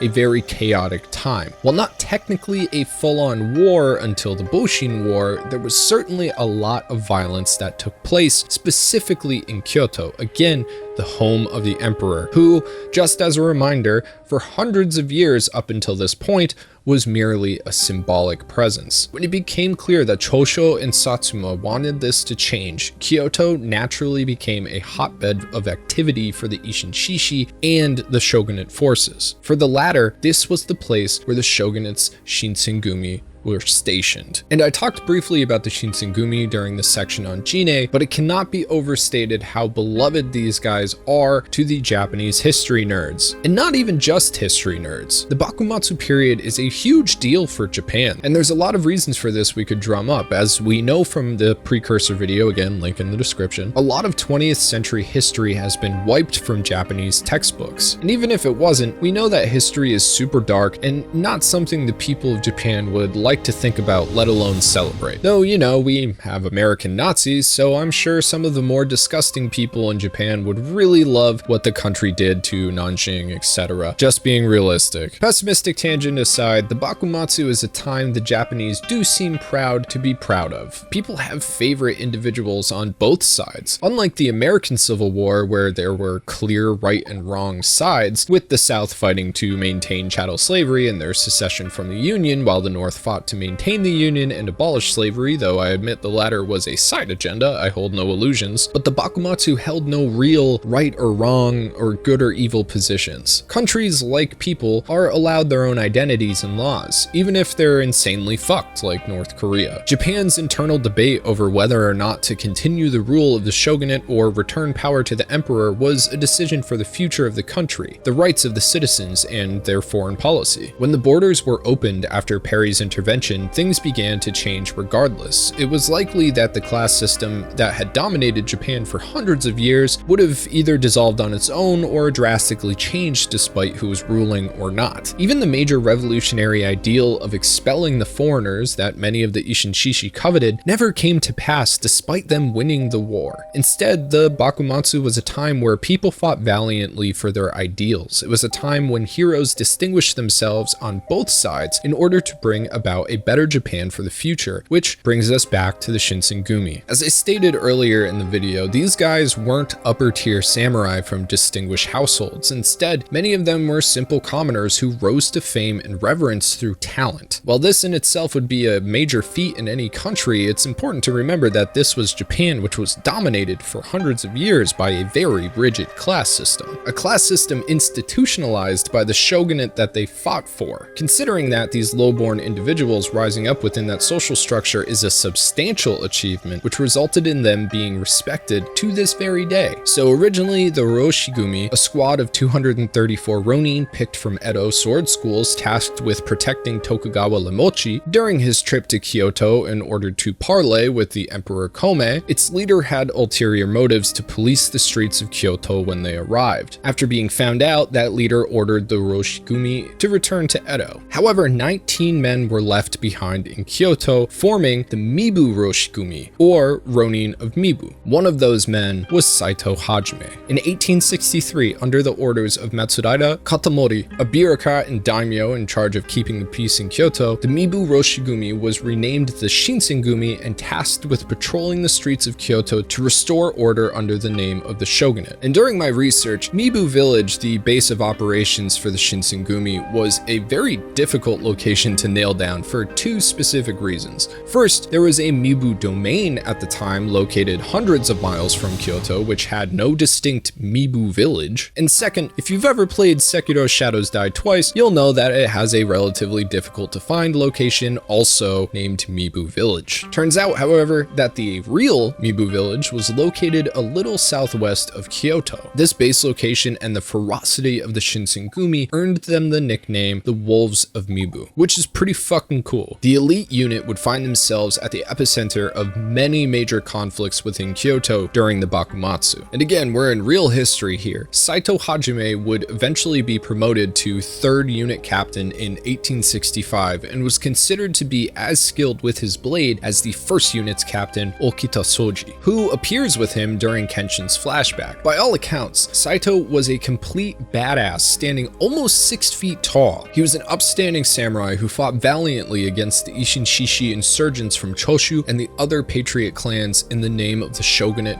and order in Kyoto. Not only did he survive the Bakumatsu, he also survived the Boshin War despite being thought dead by the imperialists. In fact, he was captured and imprisoned under the alias Ichinose Denpachi. After his release, he went by the name Fujita Goro, and in 1874, he ended up as a police officer in Tokyo until he retired in 1890. He is arguably the most famous personality of the Bakumatsu, appearing in multiple manga, television dramas, and video games, including Ryoga Gotoku's Like a Dragon Ishin. In Rurouni, he is easily the most true-to-life character, down to even his left-handedness. For his early purpose in the series, he serves as yet another warrior from the Bakumatsu looking to settle an old score with Kenshin. Working under his alias Fujita Goro as a police officer and intelligence operative, he tracks down his old nemesis. However, before he can reach Kenshin, another character named Akumatsu Arundo confronts the Rurouni first. This guy's not important, but he's based on Omega Red from X-Men, which I thought was kind of cool. While Kenshin is stuck dealing with Arundo, Saito kicks the piss out of Sanosuke and awaits Hitokiri Battousai at Kaoru's dojo. It's here that he eventually confronts Kenshin, not only with his blade, but his scathing remarks. It turns out he's been watching the swordsman closely since he entered Tokyo, taking account of all of his conflicts and his new philosophy of protecting those around him without taking lives. On this point, Saito slaps Kenshin with the reality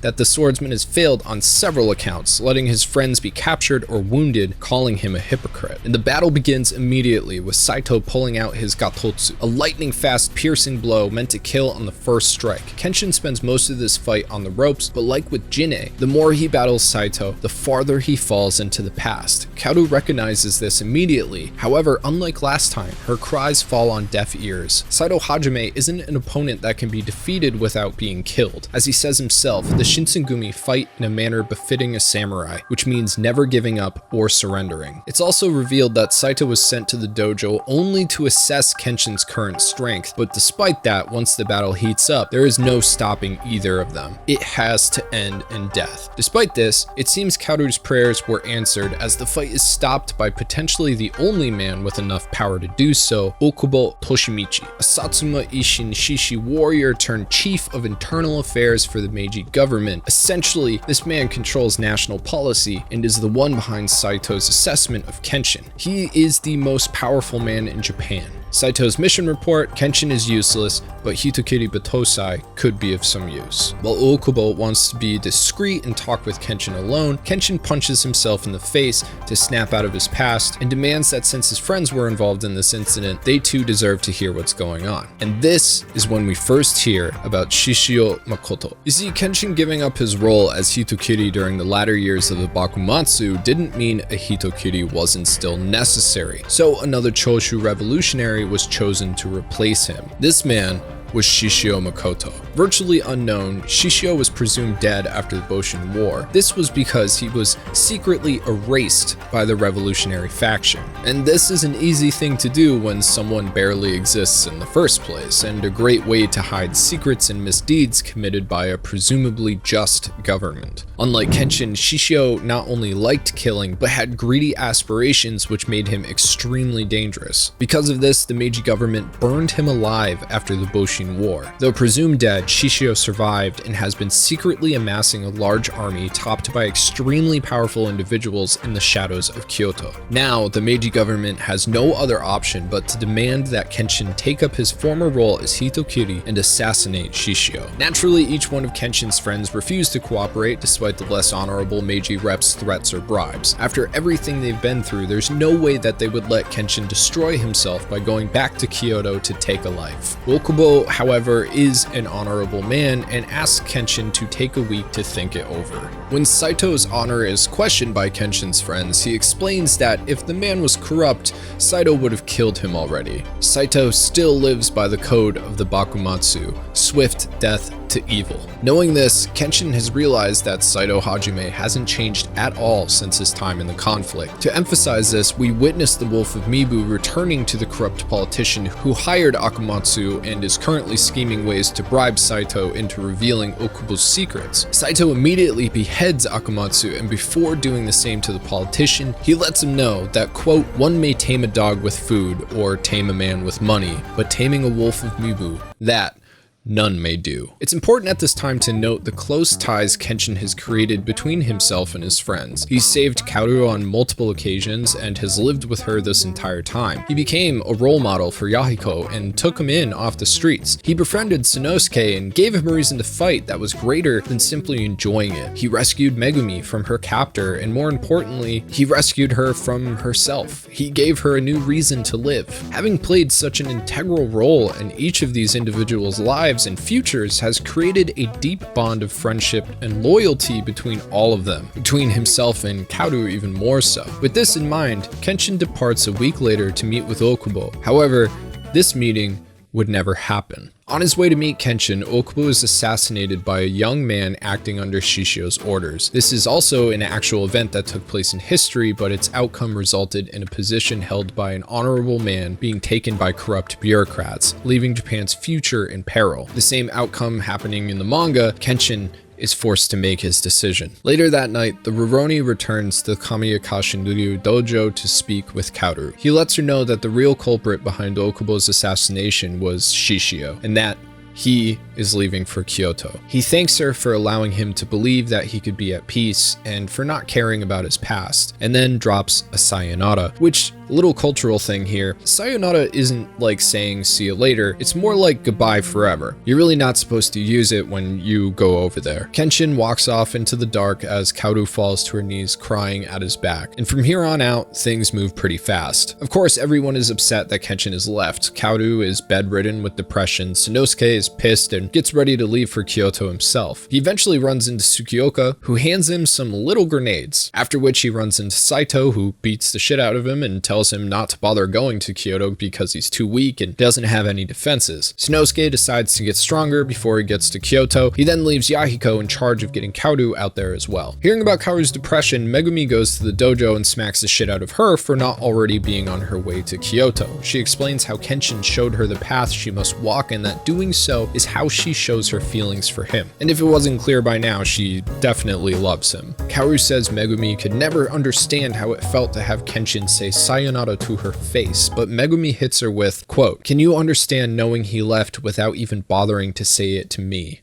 Ouch." Megumi leaves crying. Then Yahiko goes and yells at Kaoru for a while about her being special to Kenshin and her needing to be the one to give him Megumi's medicine. She finally snaps out of her depression and prepares to depart on a boat. Megumi then runs into Aoshi, who's back to kill Kenshin. She doesn't tell him where the swordsman is and is therefore threatened with death in return. Saito then shows up and tells Aoshi where Kenshin is anyway. Aoshi leaves to follow him and Saito tells Megumi that he can use a man like Aoshi. At the same time, the Oniwaban is being watched by the kid who killed Okubo. He wishes to use Aoshi too for Shishio's team though. So the Akashida is attacked in the woods by some jobbers and reveals he now fights with two swords. The assassin kid shows up and reveals his name is Seta Sojiro, Shishio's right hand boy. Sojiro offers Aoshi a spot in Shishio's group for an opportunity to kill Kenshin. We see Shishio for the first time with his hot side piece. He seems to be enjoying all of this. Kenshin is walking to Kyoto being an emo boy but can't keep a low profile because he's always carrying a sword. He then decides to stick to the woods, and there he runs into a little Onimitsu girl named Makimachi Misao, who of course is based off of Mai Shurino from Fatal Fury, though she's tastefully lacking some of Mai's assets. When Kenshin runs into her, Misao set a trap for some horny dudes who she then beats up and robs. She inevitably becomes Kenshin's tag-along much to his dismay and eventually reveals that she's been looking for Aoshi, who she simps for super hard, and the rest of the Oniwabanshu of course because they raised her. Meanwhile, Sanosuke is lost because he's dumb, and Kaoru and Yahiko are finally on the ship to Kyoto. Kenshin and Misao eventually come across a village that's being terrorized by a giant pinhead and Shishio's soldiers. The pair bust into the town, start kicking ass.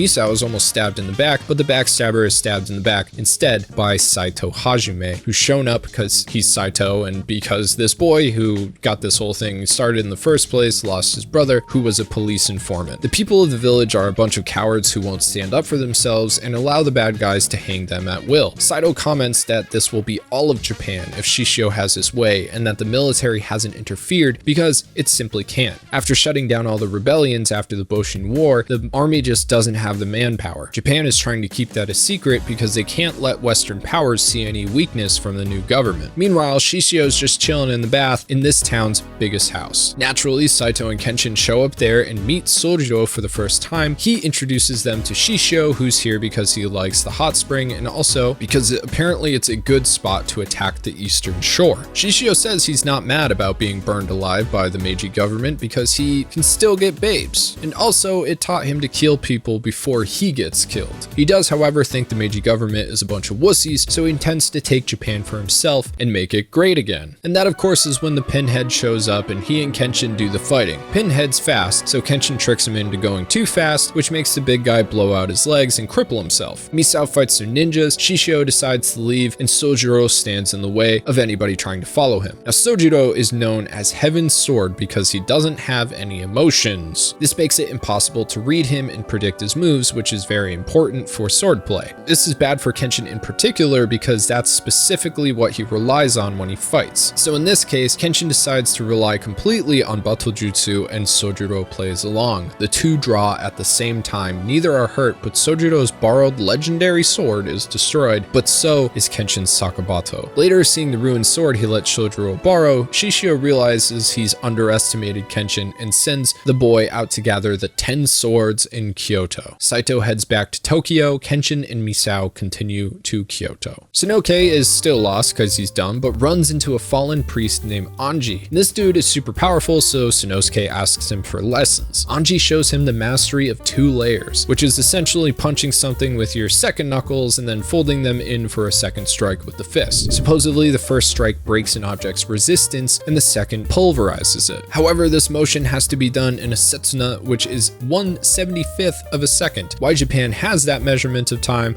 I have no idea. Anji says Sanosuke has a month to master it or he'll kill him. Sanosuke says he'll do it in a week, and he does, cause manga. Anji though is really cool, and he's actually based off the lead singer of a punk band Watsuki liked called Angie, which during my research took me forever to find. You have to put the katakana of the band into YouTube's search engine to get their videos, but if you check it out, Angie and the lead singer of Angie look super similar. It's really neat. Also, Angie's music is great. You should give them a listen. I'll link them in the description. So after Sano masters the mastery and heads towards Kyoto, Sojiro shows up, and it turns out that Angie is one of the 10 swords in league with Shishio. Kenshin, Misao, Aoshi, Kaoru, and Yahiko unknowingly show up in Kyoto at the same time. Kenshin and Misao show up at Aoya, which is an inn run by the remaining Onimitsu, who all seem to be nice people. After introductions with Misao's gramps Okina and the rest of the staff, Kenshin finds out that Onimitsu are still working an intelligence operation and asks the old man to look for a couple of people in town. Turns out the guy Kenshin is looking for is the man who made his original Sakabato, and that he's also dead. Meanwhile,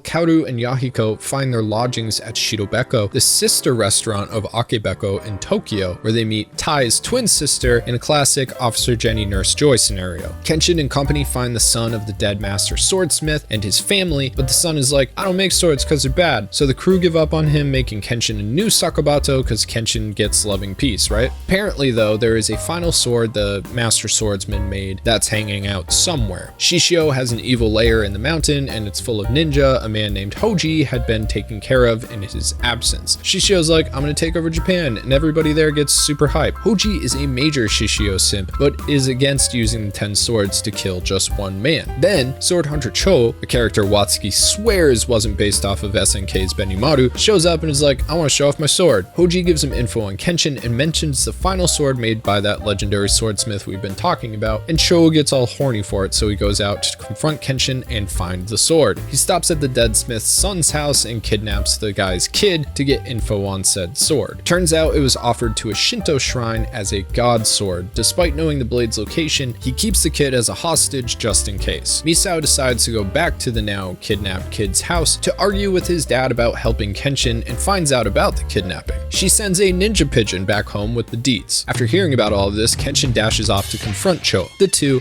do the fighting. Cho has a bunch of swords. He's got a normal one, a sword that's 2 swords, which causes infection, and one he keeps wrapped around him called Hakujin. This is a super long, super thin sword that works as a whip. It's actually a real thing called an urumi, which originated in India. They're super goofy, but whatever. And this whole time, Kenshin has been fighting with the sheath of his broken Sakabato. However, the smith's son shows up looking for his kid, only to find Kenshin desperately trying to save him. He's all like, this guy will fight to protect and stuff, and then grabs his dad's last sword from the shrine and tosses it to Kenshin, and guess what? It's another Sakabato, an even better one than Kenshin had before. Kenshin then beats Cho, who tells him that more people are coming for his head. It turns out the dead legendary swordsmith didn't really like making weapons that killed a bunch of people and was pained by his son's rejection of him for doing all of that. He made his last sword a Sakabato to atone for his sins and leave a better world for his grandson. Kenshin's new Sakabato is the Sakabato Shinuchi, the pinnacle of the dead swordsmith's abilities. Kenshin then decides to leave Aoya and live in the shadows so Misao and company don't get dragged into his fights. Misao says she doesn't care about people's pasts, which makes Kenshin smile. While she's huffing about, she runs into Yahiko and Kaoru, who have been looking for Kenshin themselves. At the same time, Kenshin meets up with Okina, who has found the second person that Kenshin was looking for, Hiko Shijoro, his Hiten Mitsurugi Ryu master. And despite how badass Kenshin is and how scary his Hiten Mitsurugi Ryu style is, he apparently never finished his training. Now that he's up against the ultimate foe Shishio, the Rurouni has decided it might be a good time to wrap that up.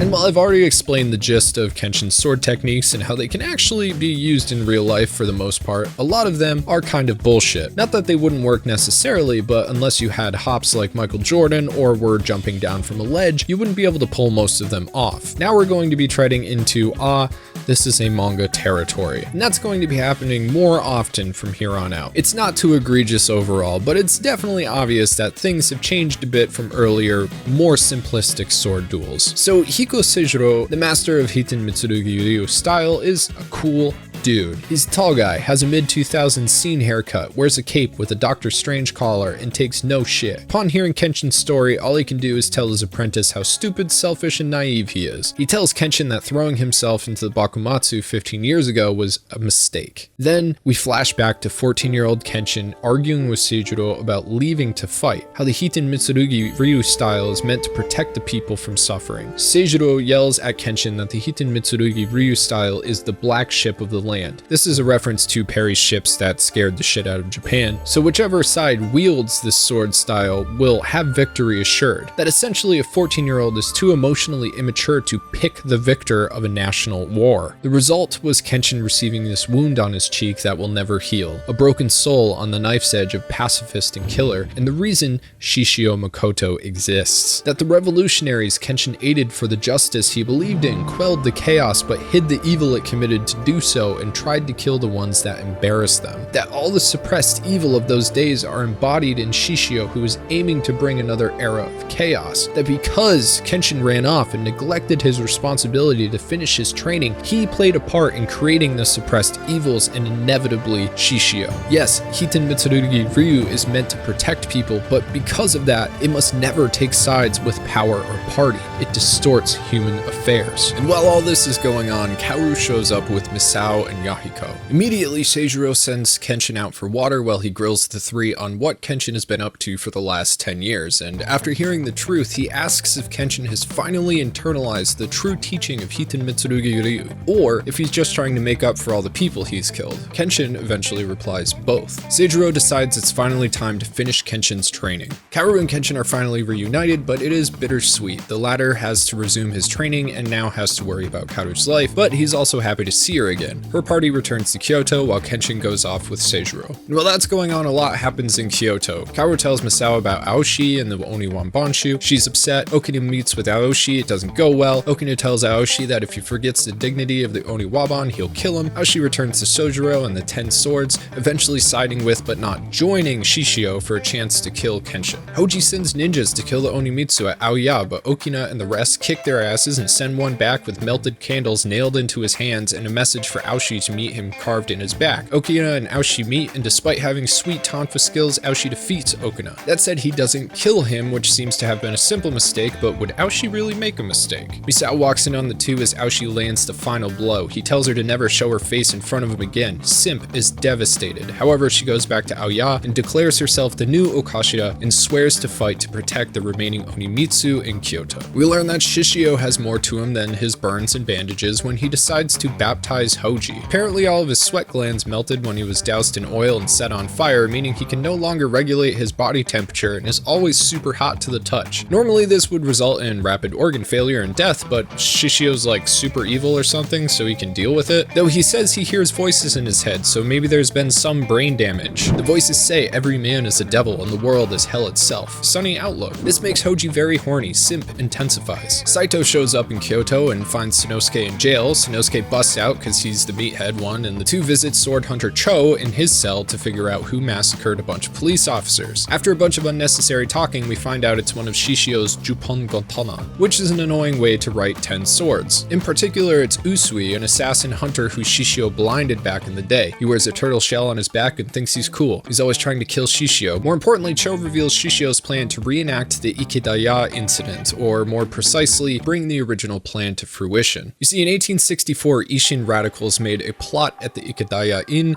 to burn down Kyoto. During the chaos, they would execute nobles and government officials, while another group would take the emperor to Choshu. This was foiled by the Shinsengumi, who had arrested one of the conspirators and learned of the plot. In the middle of the night, they raided the inn under extremely low light. By the end of the night, they had killed 8 radicals and arrested 23 while only losing a single man, solidifying the reputation of the Wolves of Mibu as fierce combatants unrivaled in their swordsmanship. However, the Shinsengumi are now gone and Kyoto is defenseless. Shishio will realize the failed plan of the patriots that burned him in the dark in a grand and ironic declaration of war on the Meiji government. Destroying the, at the time, capital city of Kyoto would destroy the people's faith in Meiji, raining chaos across the country. Back in the woods, Kenshin is reflecting on his past as he trains. When he was a young boy, he was captured by Ronin turned bandits. Bandits who massacred the people he was with and then had the misfortune of running into one Hiko Seijuro, the 13th Hiko Seijuro to be exact. The name is passed down from master to master. After the Ronin were massacred, the only one left standing was a young boy named Shinta, who was captured by slavers after his parents died from cholera. That was something that happened quite a lot when the borders were open and foreign disease came in. So to Shinta, Seijuro says that these things happen every day now and that he should be happy to be alive. Later, Seijuro returns to bury the bodies of the deceased, only to find that Shinta has already done so alone, including the bandits. 3 headstones in particular stand out, and they were for 3 girls that Shinta wanted to protect. Seeing this, Seijuro decides to take the boy in as a pupil, but decides the name Shinta, meaning cultivate or develop, is too weak for a swordsman, so he dubs the boy Kenshin, meaning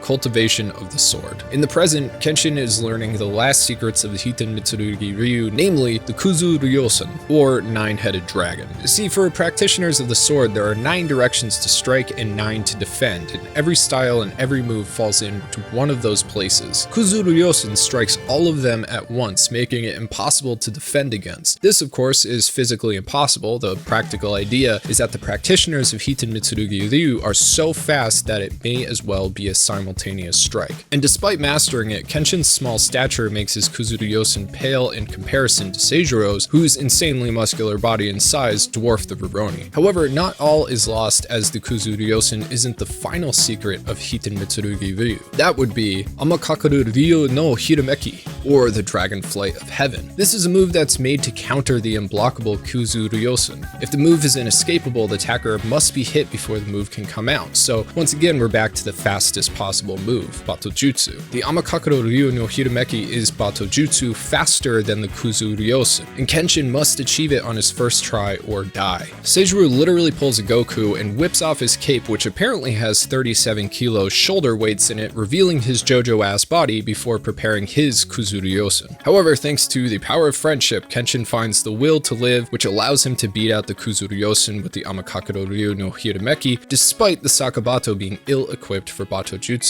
He leaves Seijuro's shirt ripped across the front. However, a few moments later, the strike implodes across his chest, leaving Kenshin's teacher's life in danger, but not really, it's fine. So everything is set. The Onimitsu are ready to defend Aoya with Yahiko and Kaoru. Sanosuke and Saito will meet with the newly powered up Kenshin, and all the villains have arrived. You got blind turtle dude Usui, Shojuro with no emotions, Kamatari, who is a gay crossdresser with a big ass scythe. And yes, Kamatari considers himself a man, so he is cross-dressing. Chill out. Tiny man, big bald head Seizuchi, a literal giant Fuji who can't even fit in the secret base, Anji, who we met before, Henya, who can fly on a glider because he's manorexic, and this thing named Iwanbo, who I don't know, I'm not touching that one. More on him later anyway. Oh, and Cho is in jail. So the bad guy army is set to light up Kyoto, and they're super hype about it. Kenshin is back in town, and he and Saito realize that the fire is a diversion after brainstorming why nobody's come to kill Cho. Turns out that going with his theme of irony, Shishio plans to copy Shogun Tokugawa and sail from Osaka to Tokyo in order to attack Tokyo from the sea during the chaos in Kyoto. Sanosuke arrives and the three take off to Osaka as fast as possible. The shinobi, Yahiko, and Kaoru stay behind to defend Kyoto with the police. Now on said ship is Shishio, his side piece Yumi, Sojiro, and Hoji. Disguised as a derelict, Shishio's ship is actually a pretty dank for the time warship called the Ironclad Rengoku, which could do some serious damage to Tokyo. Team Kenshin show up on the docks, and Shishio throws a pot shot at them with the cannon, blowing up their footing but scattering debris into the sea, which Sanosuke decides to use as stepping stones to get close to the ship. Despite swimming way out into the ocean really sucking, Kenshin and Saito pop up onto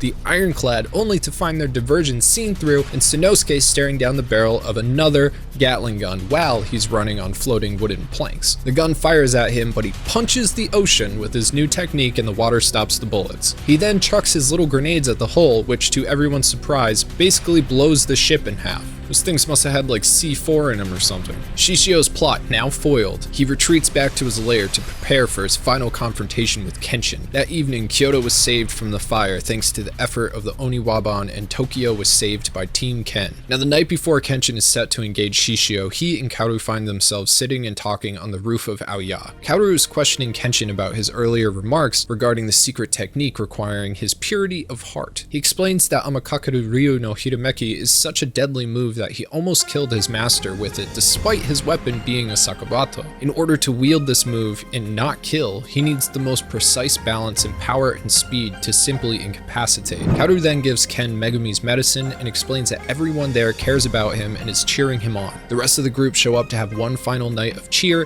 because the power of friendship. In the morning, Kenshin, Sanosuke, and Saito head out to face Shishio and his Jupangatana, while the Oniwaban, Kaoru, and Yahiko stay behind to defend Aoya. The latter being a good idea, seeing as Hoji has concocted a plan. Why waste all of their men just to kill Kenshin? Instead, grab the best of the 10 swords and send the rest to get rid of the shinobi. Problem is, the 10 swords are kind of pissed they were going to be sacrificed in Kyoto while Shishio sailed off into the sunset. Hoji takes the blame and rips off all his fingernails because he is a major simp. So we have ourselves another classic Kenshin gauntlet. Team 1 reaches Shishio's hideout and is escorted through its impossible layout by that side piece we talked about earlier, Yumi. First up is Sanosuke versus Anji, the fallen priest. Sano's all confident, but Anji has the mastery of 2 layers with every single one of his body parts, so Sano might be fucked. Thankfully, and not to bury the lead or anything, but Anji isn't really a bad guy. He saved Misao from Usui during the attack on Kyoto, and the only reason he's here in the first place is because he's all traumatized. You see, when the Meiji government took over, they started what's known as Haibutsu Shaku, which is essentially their eradication of Buddhism in Japan. Between 1868 and 1874, around 36,000 temples were razed due to the presumed ties between Buddhism and the shogunate. Despite praying for the happy future of the kids that Anji was taking care of at his temple, the local lord burned it down with them inside. This completely shattered Anji, leaving him with his faith broken and a mission to burn the world down again and again until it is a place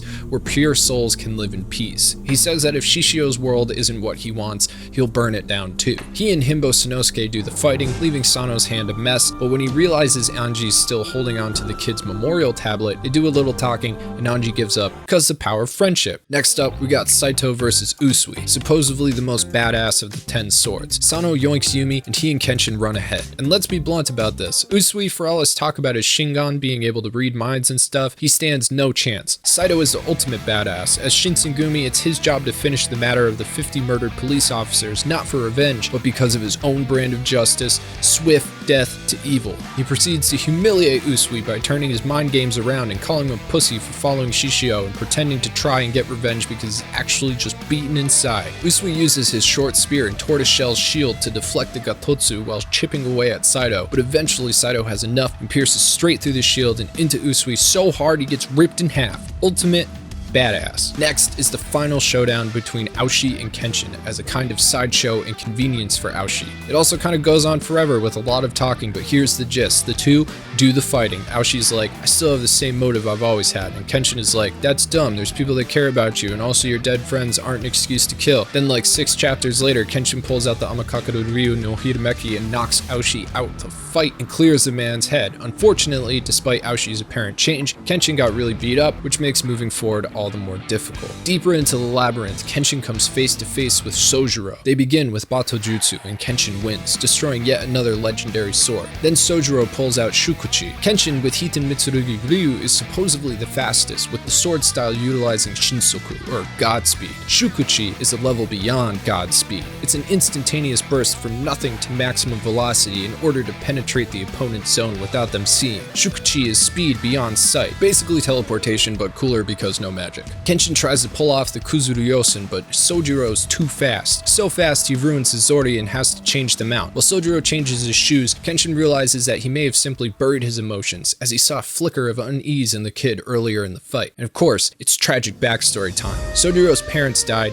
and he went to live with his evil relatives who beat him up. He runs into the recently burned Shishio, who happens to kill a policeman on the family's property. Shishio goes to kill him too, but Sojiro just smiles. Sojiro's like, oh, this guy's cool and strong. Shishio tells the kid that the weak get killed and the strong survive, that smiling isn't going to change that. He then gives Sojiro a sword, and when the kid's family realizes that all the bandages are gone, they blame Sojiro, because Sojiro actually did it. So they chase after him. He snaps and murders them all, and then he and Shishio walk off into the sunset. Now back in the present, fighting Kenshin is making Sojiro mad, which is making him crack. Kenshin's philosophy of saving others has him reminiscing and questioning why he wasn't saved. To prove that Shishio's philosophy is correct, he decides to end the battle with his Shuntensatsu, or instant heaven kill, a Shukuchi speed Batojutsu, which Kenshin counters with Amakakuru Ryu no Hiromeki, the latter winning out because of power over speed. Having his world crumbled, Sojiro decides to build it back up for himself and leaves. Unfortunately, having used his secret move twice now, the enemy forces have figured out its tell, which is leading with the left foot. Also, Yumi gives Kenshin and Sano a chance to leave as well, because it turns out she's more than boobs, which is nice. Instead of it being an offer of mercy, she's more concerned with the safety of Shishio, despite Kenshin's now numerous injuries. Now, while all of this was going on, Aoya has of course been under siege. The rest of the 10 swords showed up with an army, but decided to go with duels instead of a massacre. Scythe Guy flashes his dong at Misao, titillating her, but Kaoru steps in with a wooden sword to assist. Yahiko with his doofy practice sword squares off against Henya. His gimmick is using dynamite to create lift under his glider, allowing his skinny ass to fly and drop more dynamite and throwing knives and stuff. In an extremely realistic depiction of physics, Yahiko rides the top of an exploded crate up into the air and strikes Henya down, attempting one of Kenshin's moves.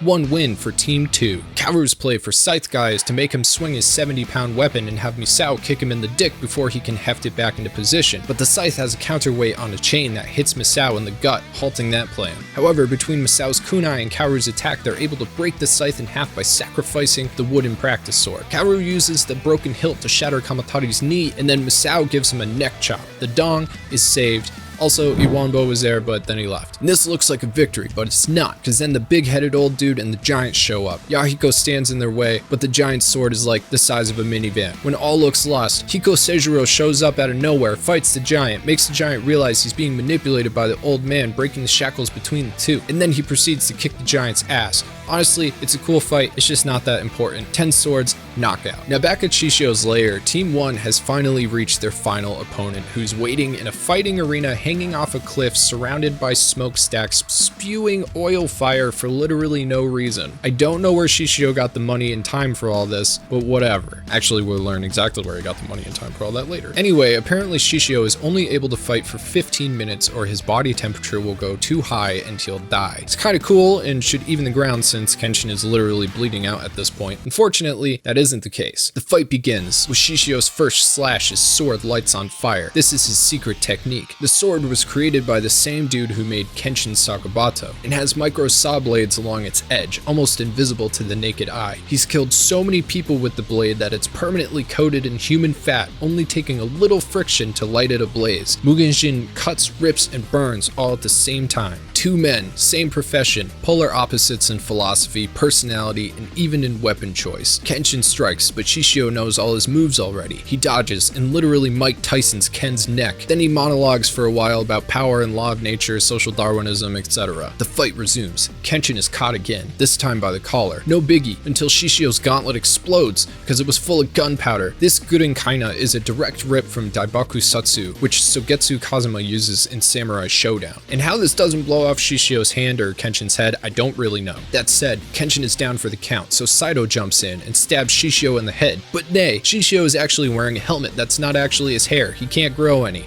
it's a head adornment. Shishio is like, now you're doomed, and Saito is like, no you, as he lets out his Gatotsu Zero Shiki, but Shishio dodges it and then stabs his finger into Saito's chest and hits him with another Gurren Kaina, which is super effective. So then Sanosuke jumps in and breaks his fist even further on Shishio's face. Shishio is unfazed. He beats Sanosuke to a pulp, and that's when Aoshi shows up, and Hoji is like, you're a dog, and Aoshi's like, you guys are cheaters, Kenshin has boo-boos, and then he and Shishio do the fighting, but Aoshi's still messed up from getting hit by Amakakado Ryu no Hirameki. His ass is punished. Then, out of nowhere, Kenshin gets up for round 2. This is truly a bullshit fighting game boss battle. Kenshin unleashes his fighting spirit, waking his fallen friends. Hoji is freaking out. Kenshin goes on the attack, and that's when Yumi realizes the 15 minutes are up, but Mega Simp Hoji is like, Shishio doesn't have limits, we must have faith in Bandage Daddy. Shishio tries another Gurren Kaina, but Kenshin bops it with his hilt back into Shishio's face. He then gets him under the chin with a Shosen, then from above with the Ryutsui, then from the side, the face, and overhead with the Ryo Kansen. But Shishio is like, is that all you got? So Kenshin gets him with the Kuzuryosen, sending Shishio flying. The stage sends off pyrotechnics like a WWE match. The two face off for a final move. Ken goes with the Amakakado Ryu no Hirameki one last time, but Shishio sees it coming, blocks it, and releases the Kakuzuchi, lighting his sword on fire. That's when he realizes that something is wrong. Amakakado Ryu no Hirameki being blocked has left a vacuum of air between the two swords, pulling Shishio into Kenshin's zone. The Rurouni reminds his successor that all Hiten Mitsurugi Ryu moves are 2 steps, as he underslashes his paralyzed foe. Shishio is launched into the air and hits the ground hard, and at that moment Yumi runs in to stop the battle, only to be stabbed through from behind. Shishio's sword is through Yumi and into Kenshin. She's not even upset about it though. She turns out she's a bigger simp than Hoji, and is like, finally, I could be of use to you, duh.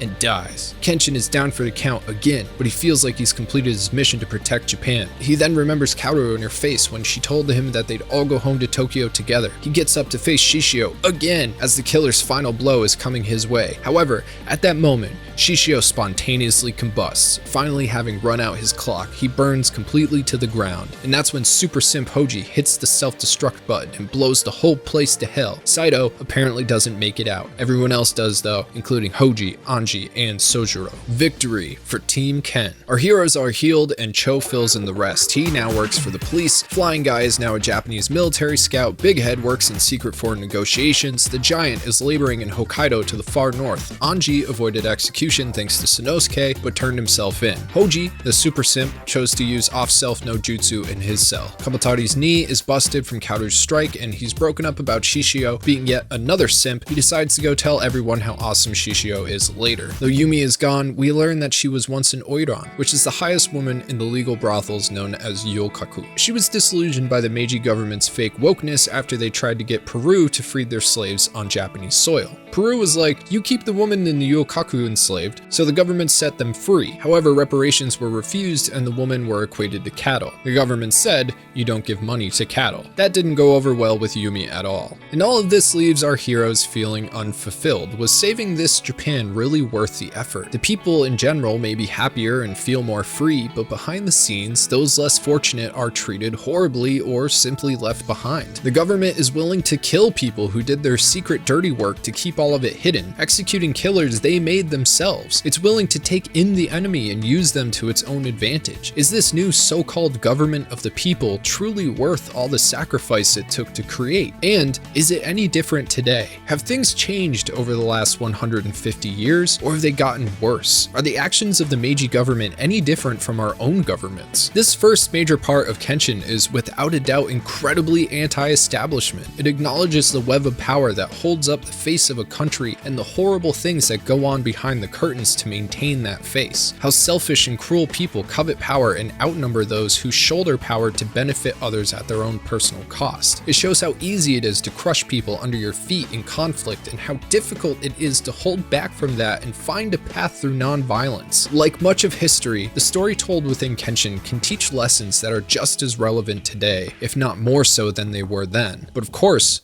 there's more. The final 10 volumes of Rurouni Kenshin fill out all the missing pieces of our story so far, as well as ending it. Many people seem to think that the manga falls off after the Kyoto arc, but I think the latter third truly completes the story and the themes of regret and redemption. Before heading home for Tokyo, Kenshin visits a mysterious grave he hasn't been to in 10 years. Meanwhile, Yahiko and Sano check out the ruined hideout of Shishio's, and both decide that they want to get stronger cause shonen manga. At the same time, Megumi Megumi, who came out to take care of Kenshin, and Kaoru talk about the future. Kenshin's body is falling apart. He's suffered many wounds, but more than that, Hiten Mitsurugi Ryu isn't really meant for someone as small as him, and it isn't meant to be used as much as Kenshin has in his life. Eventually, he will simply be physically unable to fight. Megumi tells Kaoru that because of this, she's going to need to step it up. Oh, and Aoshi is out meditating. He'll be doing that a lot from now on. After heartfelt goodbyes, Team Kenshin heads back to Tokyo together. Also, Saito isn't dead. No time to rest though. There is a new bad guy with Vash the Stampede glasses, and you know he's a bad guy because he's hanging out with Iwambo, who apparently is not stupid, nor was he interested in Shishio's bullshit. New guy says something about Kenshin's scar still being vivid and that his sister's grudge must still live on. There's also someone inside Iwambo named Gin. Back in Tokyo, Team Ken is living out peaceful days. Kenshin is training Yahiko a bit, but then a big old amputee that looks suspiciously similar to Apocalypse from X-Men wanders into Akebeko. When Kenshin arrives, he recognizes the man mostly because Kenshin is the one who cut off his arm. But that was back during the Boshin War. He's also glad he wasn't recognized in return, but that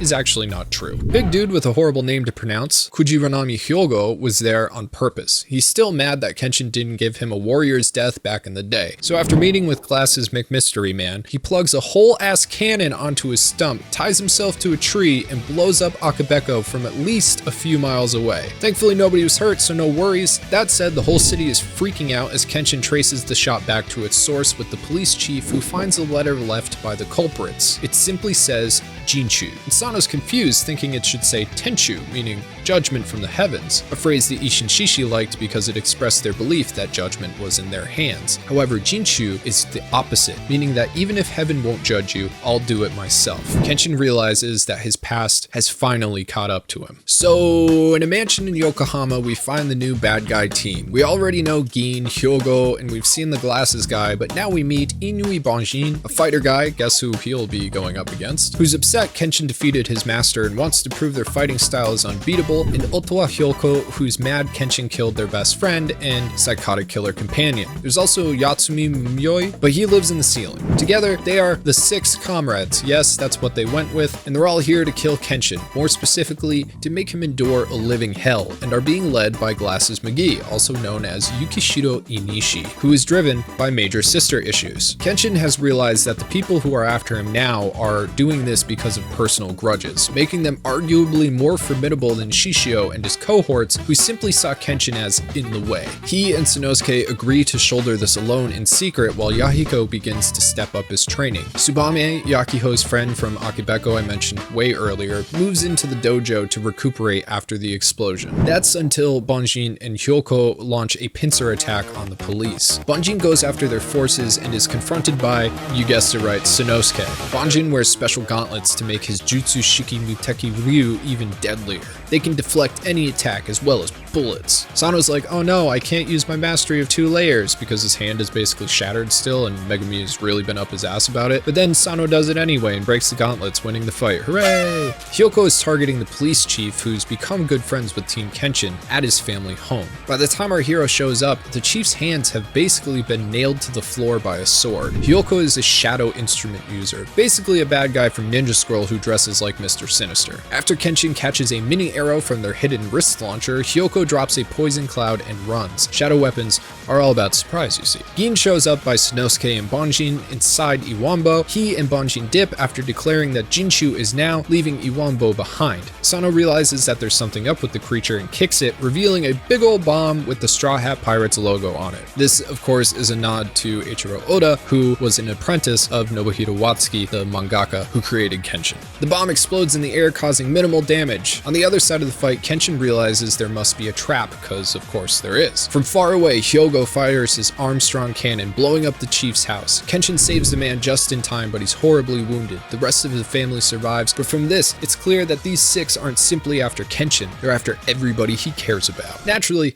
Kenshin is stressed. The next day he's wandering around Tokyo brooding when he's confronted by Inishi, whom he immediately recognizes. He gets all triggered, and he's like, Tomoe. Now Inishi's family died in the Boshin War, and his sister died in the aftermath, so he fled to Shanghai, China. By the late 1800s, Shanghai, which is one of the closest Chinese cities to Japan, had become an affluent hub of foreign trade. However, this garnered an intense underground of gambling, drugs, and organized crime. time. It wasn't a great place for a homeless kid to be, but Onishi survived. He fought his way to the top and became head of the Shanghai Mafia, and in turn controls the weapons black market of an entire continent. He's financially backed and provided all the weapons for the 6 companions, and was even how Shishio managed to get his hands on the ironclad he was going to use to destroy Tokyo. And from this we can surmise that Onishi probably financed that crazy base too, which would explain all the extraneous bullshit there. See, Onishi doesn't just want to destroy everyone Kenshin loves, but the country he loves too. Fiction or not, the Chinese mafia is actually a big deal and is still a major problem for Japan to this day. Backstory aside, Onishi gives Kenshin 10 days to prepare for Jinchu, which will take place at Kamiya Ryu Dojo. Without any options, Kenshin must reveal to his friends the reason their home is going to be attacked.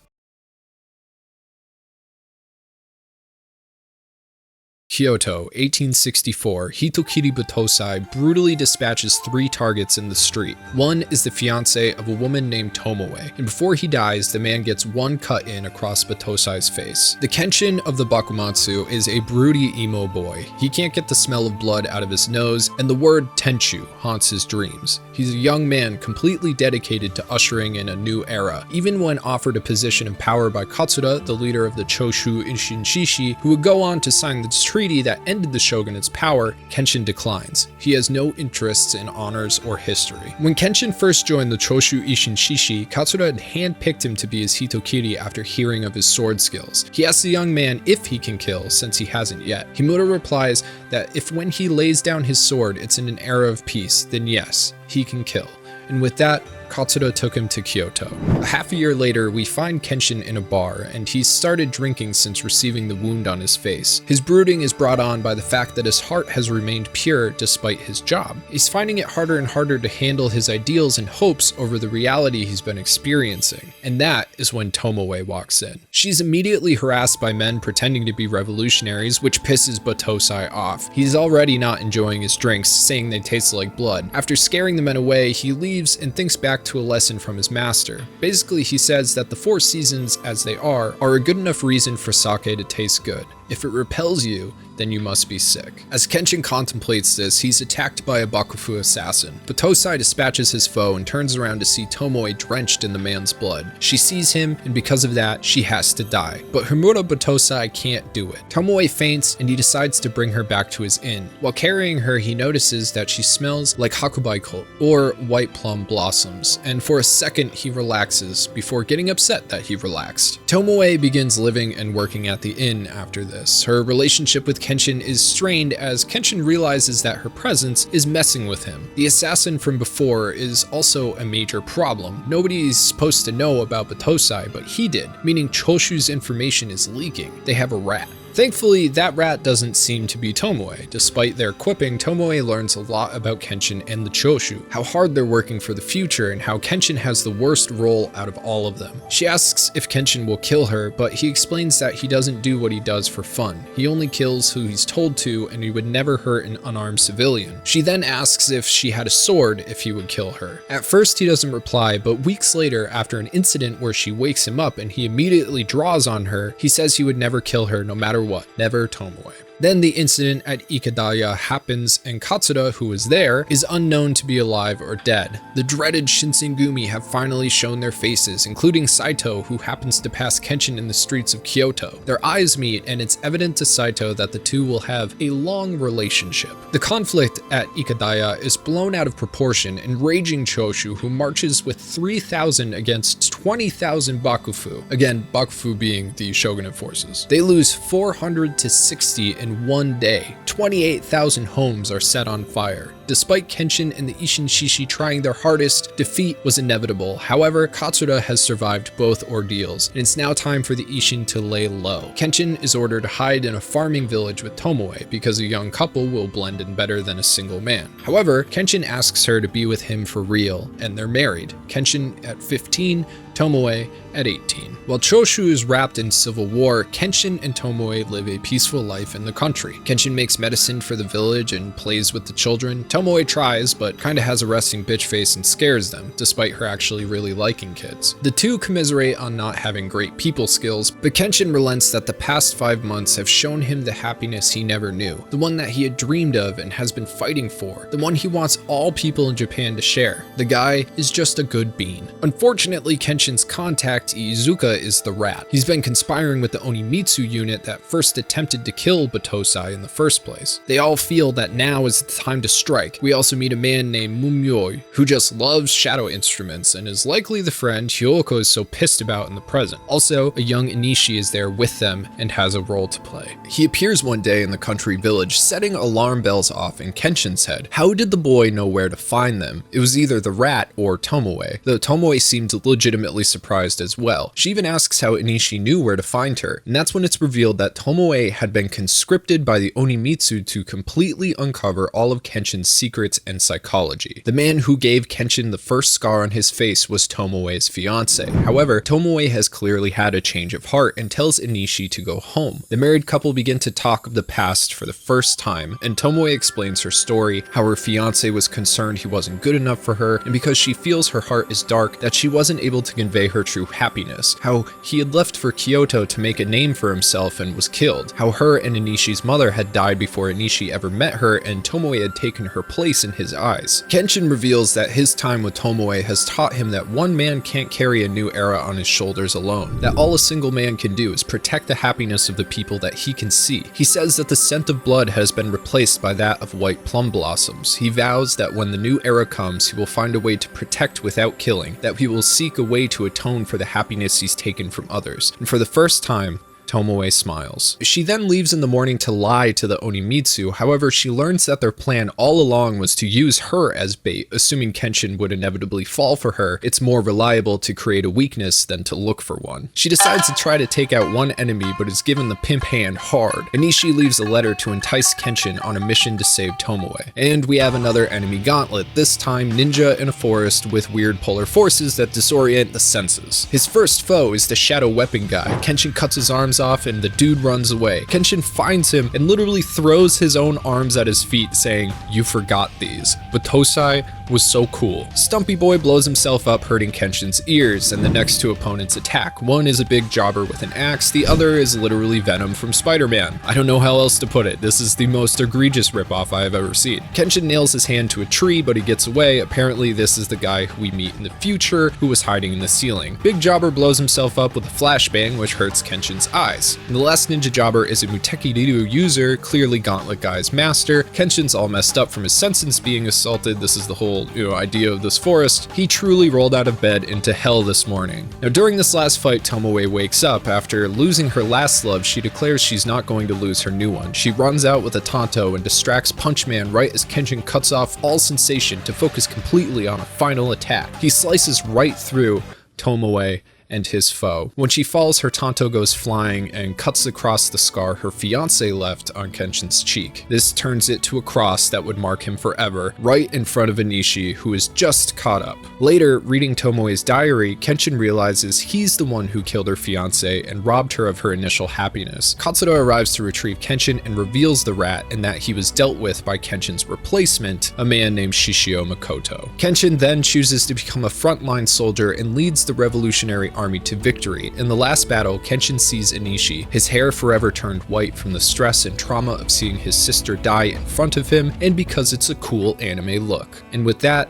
his story is over. Later, the girls lay in bed discussing Kenshin's revelations. Megumi says she would have done the same thing if she was in Tomoe's shoes, and Kaoru seems to understand her well, saying she couldn't choose between the two men she loved because she couldn't even compare them. Unlike Megumi though, Kaoru says that in the same situation she couldn't die because it would make Kenshin sad. She says for that reason she won't die whatever happens in the Jinchu. With their remaining time, Yahiko continues his training, having proven to Kaoru his worthiness of heart. Kaoru sends for Tomoe's diary, which was left in Kyoto, and it's going to be delivered by Aoshi and Misao. Yahiko learns the Kamiya Ryu's secret blade catch. It can be done with a sword in hand and repels with greater force compared to that of the enemy strike. Sanosuke's hand, which was further ruined in his fight with Banjin, is being looked at by Megumi. Kaoru finally confesses her feelings to Kenshin, stating she wants to be with him forever. He tells her that when he said, "Let's go home to Tokyo," it was the first time he called the place home since becoming Rurouni, and in that way, he has accepted her feelings. It's also revealed that Saito has been on the case of the weapons dealer from Shanghai. The players are all together, and it's time to go. And then, in a goofy-ass move, the 6 companions show up in hot air balloons. The cannon guy jumps down, and Kenshin and Sano literally do Wolverine and Colossus's fastball special. Ken hits him with the Kuzu Ryosen in mid-air. Cannon guy gets up and fires at the dojo, but Sano has his Zanbato stapled together and bats the cannonball back at the guy. Then Kenshin kicks his ass. 1 down. Now it's Kenshin versus Hyoko and Sano versus Banjin. Banjin has his Neo Invulnerable gauntlets, because I guess we're out of good names. Gin also joins the fray in Iwambo version 3. Real quick though, Gin is actually an awesome character. He's based off of Ed Gein, a notorious American killer and grave robber from the Midwest who actually inspired the Texas Chainsaw Massacre. He had a thing for making furniture and clothing and underwear and all sorts of stuff out of human skin and bones. It turns out that mommy issues can go really far. Now, a lot of people know about Ed Gein, but him being a murderous psychopath is a little bit blown out of proportion. He only killed 1 or 2 people, and it was because he was extremely mentally ill and had a very low level of intelligence. He was in fact much more of a grave robber than anything else. His story is super fascinating and disgusting, and I definitely recommend looking it up. And of course, Gin and Kenshin uses human body parts and puppetry to create his Iwambo models. Now when Gin joins in, Kenshin charges Hyoko. However, a look from the Rurouni reaches Yahiko, who comes in from behind, landing a major hit on the assassin. For the first time, Kenshin leaves a battle all to Yahiko alone as he goes after Gin. The fight against Gin is a long one. Iwambo Model 3 is a crazy macabre mech, simply invulnerable to all of Kenshin's moves. However, the swordsman eventually realizes all he needs to do is interrupt its movements from the inside, destroying its moving parts and gears. And Amakakado Ryu no Hiromeki is enough to finish the machine and force Gin to give up. Sano and Banjin square up. Sano's like, "Oh no, I can't use the mastery of 2 layers because of my hand." Then he does it anyway, again, and blows out both of Banjin's arms and wins. Now it's just Yahiko and Hyoko. It turns out to be a decent matchup because Hyoko actually isn't that strong, just tricky. Things seem to be going well until the bastard pulls out the Rikudoko. It seems the Mr. Sinister look wasn't all just show, and those weird accoutrements were of course weapons. Weapons that nail Yahiko pretty hard. Down but not out, Kenshin tells Yahiko that if he dies, it will mean Kenshin has failed to protect those around him, that Kenshin's beliefs are in the boy's hands now. And with the power of friendship, Yahiko is able to successfully pull out the Kamiya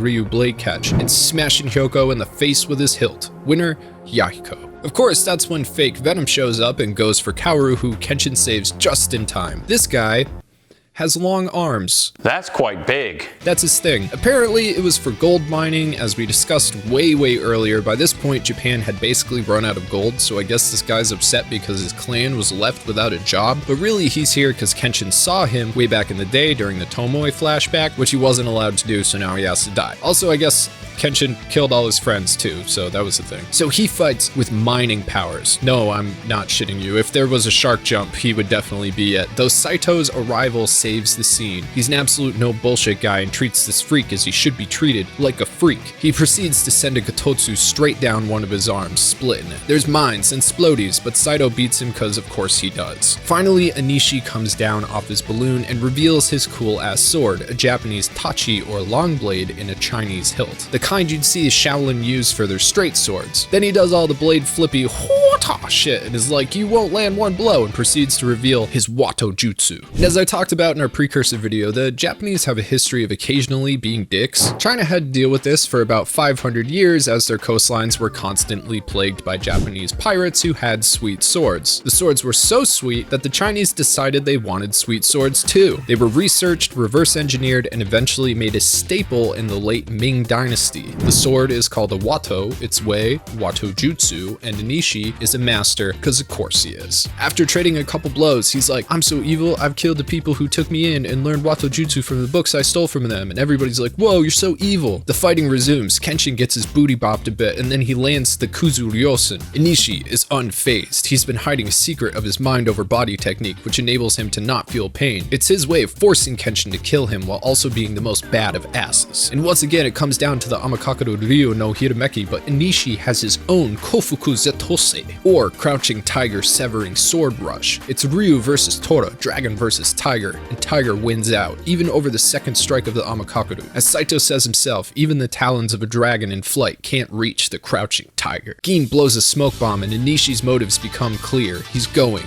for Kaoru. Kenshin gets up and punches him in the face, then in the gut. Everyone gets ready to protect Kaoru. Meanwhile, Kenshin is laying the beat down, which is when Cannon Boy wakes up and pins little Kenshin to the wall. Kaoru tries to escape, then to defend herself, but it's not enough. When the smoke clears, she lies dead in the dojo, sword planted in her chest, and a cross-shaped wound carved into her face. And everybody is sad, but Kenshin is broken. He's left to the fallen village, an outcast, downtrodden community. And if you remember way back in the beginning when I explained the concept of Hinan and Eta, he's joined them. His sword bound in chains, he sits slumped against a building and will not move for anyone. Aoshi and Misao finally show up, but it's too late. Sanosuke, pissed off, leaves. Kenshin is truly in his own hell, accompanied only by an old man who thinks the Rurouni has showed up in the village a little too early. Aoshi, however, has other plans. He is skeptical of the entire situation. After all the spectacle of the Jinchu, nobody saw Kaoru get murdered, just the aftermath. It doesn't add up. Why would they spare Kenshin the visual? So because of this, and despite many protests, he decides to dig up Kaoru's body to examine it. More so because the Iwambo version 2 that Sano snatched after his first fight with Banjin, remember that it had the bomb in it? The thing has begun to rot, cluing Aoshi into some secret techniques he learned of while preparing to become Okashira of the Oniwabanshu, specifically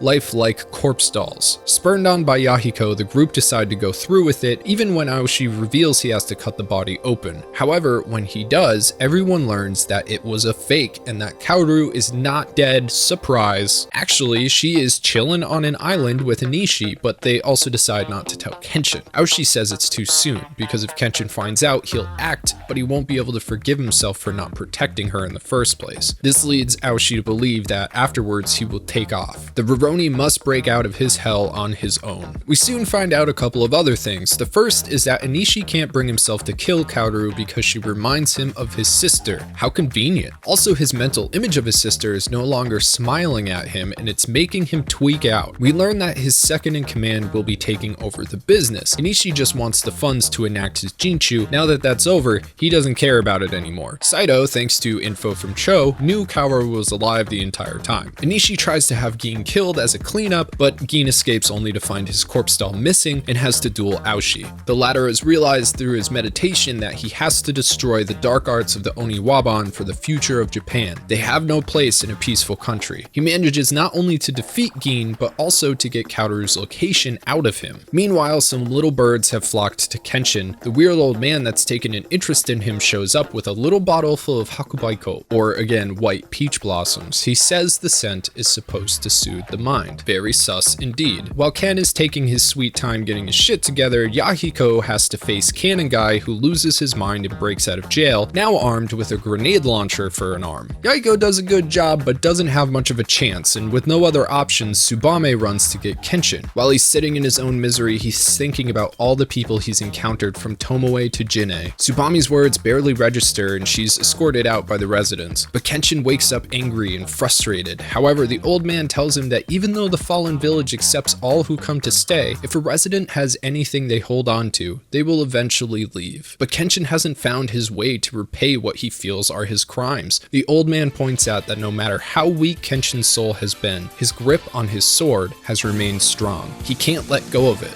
Nobody can be abandoned. He finally gets up and sets off to save Yahiko. The old man remarks to himself that words didn't reach Kenshin because revenge isn't his truth. But if someone asks for help, the man will come, no matter what curse has been placed on him. Of course, the old man knows this because he's Kenshin's father-in-law, or ex-father-in-law, I guess. I don't know how death works with that. Anyway, Kenshin saves Yahiko, who has proven himself worthy of being Kenshin's true successor. He also defeats Kuji Ranami, and through his and Yahiko's words, the big guy turns himself in after thanking Kenshin for his second act of kindness. He will now choose to truly live in the new era. The news of this reaches Onishi, who's happy to hear he can actually kill Kenshin now and make his mind sister smile again. Off in the middle of nowhere, Sanosuke is dealing with his own shit, but it's not very important. He returns to his hometown maybe by accident, runs into his family who are screwed because the Yakuza want the town's silk trade and Sanosuke's dad has run afoul of them. The father and son are basically exactly the same people. Unfortunately, the Yakuza are backed by the sleazy politician we met way back in the beginning, which complicates matters. Long story short, Sano beats all their asses and runs back to Tokyo after making amends with his dad, inspiring his little brother, and leaving his sister none the wiser. He's also now a wanted criminal for assaulting a politician. It's a good arc, but inconsequential besides that last part. While Kenshin is recovering from recovering, Tomoe visits him in a dream, and she is smiling. And with that, everybody is ready to go rescue Kaoru and put this Jinchu to rest. The full Team Kenshin, including Saito, Aoshi, and Misao, set out to the island with the Tokyo police. They get on smaller boats to row inland while Misao snipes all the water mines. And that's when they're confronted by the new leader of the Chinese mafia and his 4 jobbers. These goons are unremarkable. Even Watsuki acknowledges it and apologizes, but by this time he was extremely tired and ready to end this series. Out of all the mangaka I've come to know through their work, Watsuki seemed to be the most aware of how unhealthy the profession is and actively tried to take measures against it, including knowing when to stop. And that's saying a lot because this was the early 90s. People are just now trying to get a little bit more control over their lives and take breaks. Regardless, these guys are 4 identical Chinese pseudo-Shaolin dudes named after the gods of the cardinal directions. All 4 are defeated by Kenshin's friends. There are no consequences. Yahiko was hit once. Even Sanosuke didn't bust his hand again because he found a new way to use the mastery of 2 layers. What matters most is Kenshin revealing his thoughts about these allies, especially Sanosuke, who he has relied upon the most throughout his adventures. He's his right-hand man, and Yahiko, who he entrusts the future to, Aoshi and Saito being his most trusted allies. I guess Misao doesn't really count, whatever. But then Onishi comes out and bashes his number 2's face in. He confronts Kenshin and has brought the unharmed Kaoru to watch. It's finally time for the final battle to begin. Crouching Tiger versus Flying Dragon. As the two launch into combat, Onishi clearly has the upper hand. He even manages to block every strike of Kenshin's 9-headed dragon, something that by all rights should be impossible. They quickly realize that Kenshin's speed is his main weapon and Onishi's is his strength. While evenly matched, unfortunately for Kenshin, many of his strikes involve aerial maneuvers, but the two are fighting on a beach, which severely impacts his ability to jump, leaving Onishi in control of the fight. It seems that nothing Kenshin does has any effect. However, the Rurouni has finally come to his answer after everything. Quote, vowing to the sword and soul, this life of battles will be followed through, unquote. Meaning that he will continue to fight until his last breath to protect those around him as penance for his murderous role in the Bakumatsu. That is his life. There's also the little fact that the ghost or whatever of Tomoe has been smiling for Kenshin since he got his ass out of the village of bums, but for Onishi, all he sees is big frownies. Naturally, for a guy with big sister issues as bad as his, it makes him very upset. Losing the smile of his sister forces Onishi to reveal his final trump card, the Kyoke Myaku, or Frenzied Nerves technique. All of a sudden, Onishi looks super roided out. And I think we're all used to seeing the Spopovich looking anime power-up with all the veins bulging like they just boofed a pound of cocaine. But these aren't veins, they're nerves, which is super gross. And for the record, yes, nerves are like a physical thing. They can be like cut and removed. It's really weird. I got a root canal last year and the dentist was just so kind enough to show me one of the nerves she pulled out of my skull. It was this little white thing, and I've never been the same since. But Onishi's have now gone all haywire, pun intended. Essentially, Onishi has heightened his sensory faculties to an inhuman level and can now react instantaneously. His speed has gone up, his power has gone up, his awareness has gone up. This is when Kenshin pulls out the Hiten Mitsurugi Ryu Ryo Mason, essentially a move that slams the sword into the sheath really hard and makes an ultrasonic burst, damaging the auditory nerve. It's a fancy word for a loud clap. But since Onishi's nerves are firing on all cylinders, it was super effective. Not only did it mess up his ears, it messed up his equilibrium. equilibrium, and I've had a few ear injuries in my life, so now I get super dizzy on elevators and can't jump on trampolines. Having your equilibrium messed up sucks. Would not want to be in a sword fight in that state. But Onishi has mastered all his pain and stuff, and for some reason mashes his hand into his ears, which isn't explained, but whatever. So it all comes down to one final strike, and because Kenshin has found his answer to his life goals, he's both literally and metaphorically able to take a firm step forward, elevating his secret technique and also creating his new future at the same time in one motion. Onishi is defeated as his sword breaks from the impact. And that is when Mr. Number 2 shoots Kenshin in the arm. Kaoru stands in his way to protect Kenshin, but then Onishi jumps in and saves Kaoru. His attempt to kill Number 2 is then stopped by Kenshin, who says that if Onishi continues to go on like this, Tomoe will never smile for him again. Onishi relents, the day is won, and Onishi is arrested. Before he's loaded onto the police vessel, he's given Tomoe's diary, and then he escapes. Kenshin and Kaoru then visit Tomoe's grave in Kyoto to give their thanks, but it's been recently attended to by an unknown individual. Meanwhile, we find Onishi in the fallen village being attended to by a familiar old man. Megumi decides it's time to depart from Tokyo to her home in Aizu, but before she leaves, she explains to Kenshin that his body is deteriorating. Kenshin, however, already knows this. He knew from the beginning of his training what the sword style was going to do to his particularly small body and slight frame. Even his master, who is a giant beefcake, could barely handle the most difficult moves of Hiten Mitsurugi Ryu. Kenshin had no chance from the start. He asks Megumi what her diagnosis is, and she says no matter what, in 4 or 5 years, Kenshin won't be able to use his sword style at all anymore. So before that happens, Kenshin decides to challenge his greatest rival to a duel. However, the Wolf of Mibu doesn't even show up. To him, Hitokiri Battousai is already long dead. He has no reason to fight a man named Kenshin. Naturally, Aoshi and Misao find it time to leave as well. The two will go to bury their friends in a place they deserve to rest. Even Sanosuke has to leave after the police find him and chase him out of town. He is, after all, a wanted man now that he's assaulted a government official. He meets with the dwindling Team Ken a week later and says his goodbyes. He's off to see the world and, avoid arrest. Before he leaves, he finally acknowledges Yahiko. And we then get a Harry Potter ending that doesn't suck. 3 years later, we find Yahiko, now the top student of the Kamiya Ryu. The dojo has picked back up. Kenshin and Kaoru are married and they have a son. And it's Yahiko's 15th birthday, the age where a samurai becomes a man. And for this, Kenshin agrees to duel Yahiko, and the outcome is a double strike. While Yahiko still can't beat the ex-Rurouni, he did manage to get a hit on him. For this, he's now a man, and Kenshin bequeaths him his Sakabato. The future is now put in the hands of Yahiko, and finally, Kenshin can rest. And that's it, a truly open and shut story, a glimpse into a chaotic year of a Rurouni's changing life. How finding a home and companions can help a person deal with their issues and find peace with help. Yes, the story is indeed a wild one, but it's also complete. Kenshin has been healed. And that's it, it's truly an open and shut story, a glimpse into the chaotic year of a Rurouni's changing life. How finding a home and companions can help a person find peace with help. And yes, the story is a wild one, but it is concluded. Kenshin has found his peace and he can finally rest. He is healed.